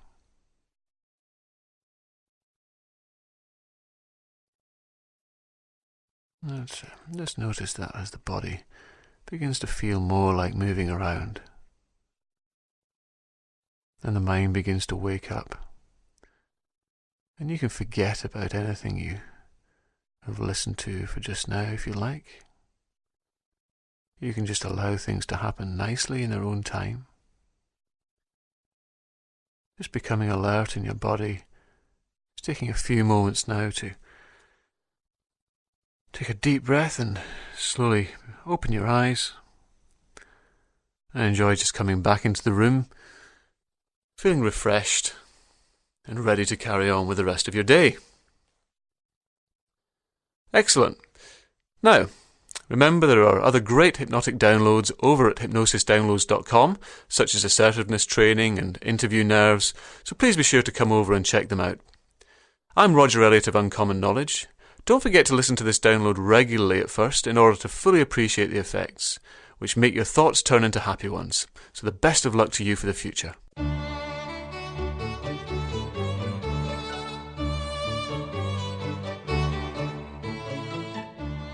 Hello and welcome to your advanced hypnosis session from hypnosisdownloads.com. You'll get the best results from your download by giving it your full attention. Please do not listen to it when you need to maintain concentration, such as when driving. Hello, and welcome to Develop Verbal Self-Defense Skills from hypnosisdownloads.com. My name's Roger Elliott. I'm a Director of Uncommon Knowledge. And to get the best from this session, please make sure you're seated in a comfortable chair or lying down somewhere you won't be interrupted for a while. Before you begin to relax very deeply, I'm just going to say a few words about speaking out in your own defence. Sometimes it can feel as if people tie you up in knots with what they say to you. You can feel bullied, hassled, or totally intimidated by overbearing verbal attacks. Perhaps certain people bombard you with one question after another without giving you a chance to answer and defend yourself. Maybe they make snide comments or sarcastic jokes, always at your expense. Or perhaps they're good with words and make you feel clumsy and inept. Words can be weapons. There are some simple steps which can really enhance your verbal self-defense skills, and the first step is to relax and stay calm. And this session will get you doing that easily and effortlessly. Secondly, if someone is tying you up in knots, remember you don't have to play by their rules. And this is important to remember. For example, if they're asking you question after question but not giving you the room to respond properly, then you don't have to say anything. If they ask you why you're not responding to their verbal aggression, simply say, "I'm waiting until you're able to listen." Remain quiet and repeat this statement whenever necessary all the time they're on the attack. This is sometimes called the broken record technique. Rather than having to answer their various and confusing charges or aggressive questions, you just say the same thing over and over again. This makes them do all the work. It also gives them the chance to see their own behaviour from the outside and hopefully correct it. If they're constantly firing off snide comments or sarcastic jokes about you, simply say, "I think you'll find I'm a lot worse than even you think I am." This can be said in a semi-jokey way, but it gives them nothing to push against, and if repeated often enough, may even get them eventually defending you. If they're using unkind so-called jokes, ask them directly but calmly whether they intend to be insulting. If you say this each time they make their quips, it will condition them to feel reluctant to keep doing it. Just like withdrawing attention sharply from a dog each time it jumps up. Eventually, it learns. If someone is asking you very difficult questions, remember you're not compelled to give them an immediate answer. You might say, "This is way too important a question for me to give you an immediate answer. I'll get back to you once I've had a chance to think about it." Or, "I'll need to think about this to do that question justice." Now, it's all well and good knowing what you should say during times of verbal assault, but it's quite another having the presence of mind to defend yourself verbally at the time. This session will help you with that by getting you relaxed when you need to be relaxed, so you'll be able to stick up for yourself and do yourself justice. Now, just before you close your eyes, as you rest there and start to relax, I'd like you to think about a truly relaxing time. A time and a place where everything felt so calm and comfortable. Some people find they prefer to close their eyes to really get a sense of such a time. Others like to begin to allow those old relaxing feelings to wash through them with their eyes open at first, just letting them close in their own time. Perhaps when it becomes a little too much effort to bother holding them open, and that body naturally knows, does it not, that it can really start to rest when those eyes have closed. Almost as if the muscles in those eyelids relax first. So the more you try to think about opening them, the heavier they become. Almost like tiny little weights are gently pulling down on the eyelids. And with those eyes closed, you might notice everything begin to slow down. Perhaps each breath becoming a little longer, slowly filling those lungs with that refreshing air. Paying attention to other parts of you that start to slow down. That heartbeat slowing just a little as it settles into a restful rhythm as you drift towards sleep. The blood gently circulating, warming every muscle, carrying gentle waves of relaxation through your body. And as those waves carry you into restful calm, perhaps you can get a clearer sense of that relaxing time. That restful place from memory. Remembering just what it was about that time that made you feel so comfortable. Perhaps a familiar scent in the air, transporting you back to that place. Some people find memories of those old sounds around them. The easiest way to recall the relaxation. Or maybe it's the memory of happy voices or laughter. Or the soothing sound of water. And as you recall that, you might notice that that feeling of relaxation and comfort begins to spread through the body. Maybe a sensation within you that you can't quite name. gently growing, soothing you like a smile within. I don't know exactly where that smile might start, but you probably already know, and part of your mind can focus on that place now, allowing that calming smile to spread and soothe and fan out through your body, bringing peace and comfort to all parts of you. That's it. As you continue to relax a little more now, comfortably allowing your mind to drift, as you gently recall other things about that time when you felt so comfortable. The things around, restful shapes, colours and contours,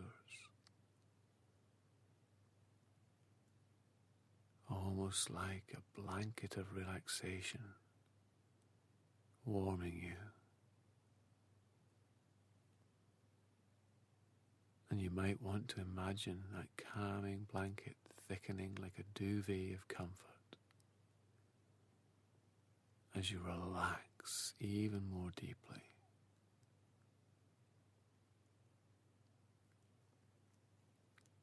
Getting a sense of just what colour it might be when you're as relaxed as you can be.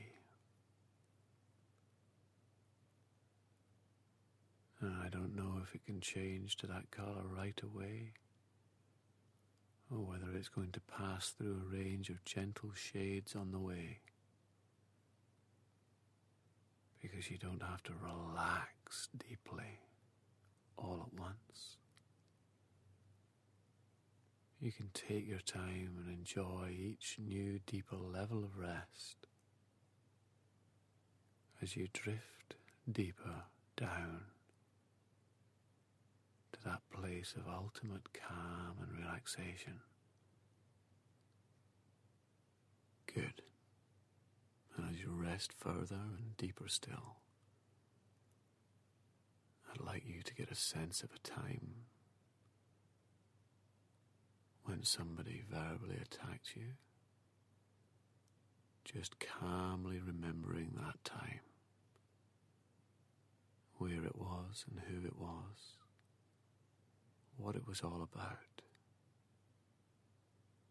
becoming aware of how that felt at the time, allowing those old feelings to come back a little. And when you've got a sense of that, I'd like you to drift out of yourself, almost like an out-of-body experience.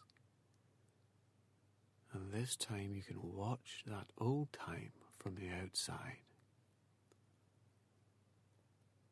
just watching a movie of yourself there, very calmly, as that other person does what they do. And just notice how you acted in that time, your body language, your facial expressions, as you calmly listen from the outside, perhaps listening to what you said, how you sounded. You can just watch that time now with calm detachment and a willingness to learn about that time. That's it. Taking some time now to watch that assailant. Just being relaxed and detached as you observe them. Calmly noticing what they were doing, whether they're throwing questions at you, bombarding you with them, or maybe they're raising their voice, or asking impossible things. Just listen to the words they used, the tone in their voice, and you can relax very deeply as you do that. Just noticing whether they're being sarcastic or perhaps trying to have a joke at your expense. Just get a sense of their body language while you maintain an easy detachment, just observing from a distance, just taking in all the facts of the situation as you relax even more, because you can rest assured that the next time you experience that, it's going to be very, very different. Now, you can let that image fade away, and the screen of your mind can become blank. And you can continue to relax in a very pleasant way. And you can spend a few moments now to have a think about how that situation could have been. The differences you would have seen if you'd allowed yourself to be really calm with that person.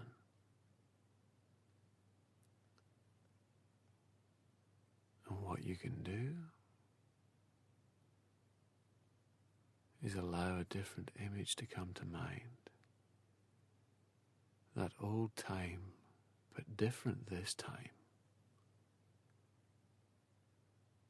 Just noticing yourself calm in that situation as that other person just goes on doing what they do.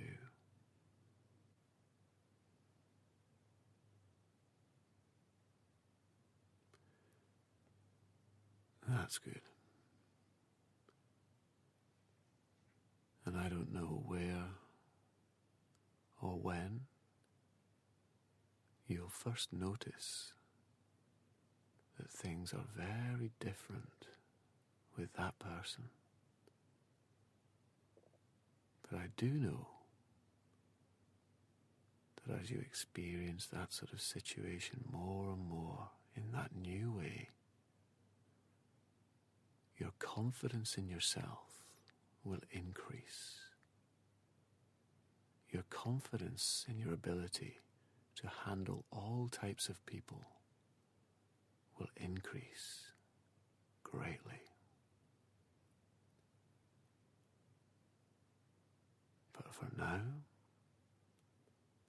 as you begin to drift back to the here and now,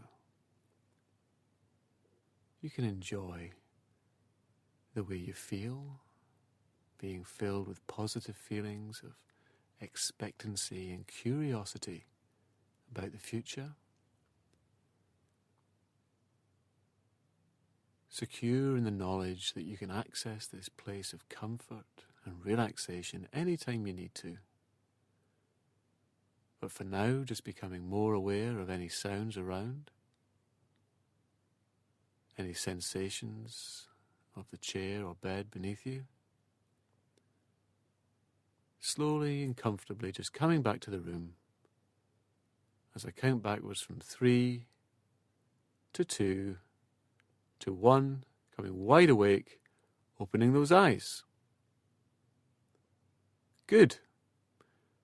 Now you can use this download for as many people and for as many situations as you like. And the more you use it, the more effective you're going to find it is. We recommend that you try every day for a week until you notice the differences in the situation that you're aiming to improve.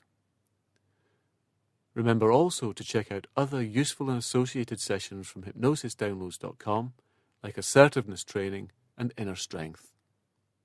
My name is Roger Elliott of Uncommon Knowledge. Thank you very much for listening, and the best of luck to you.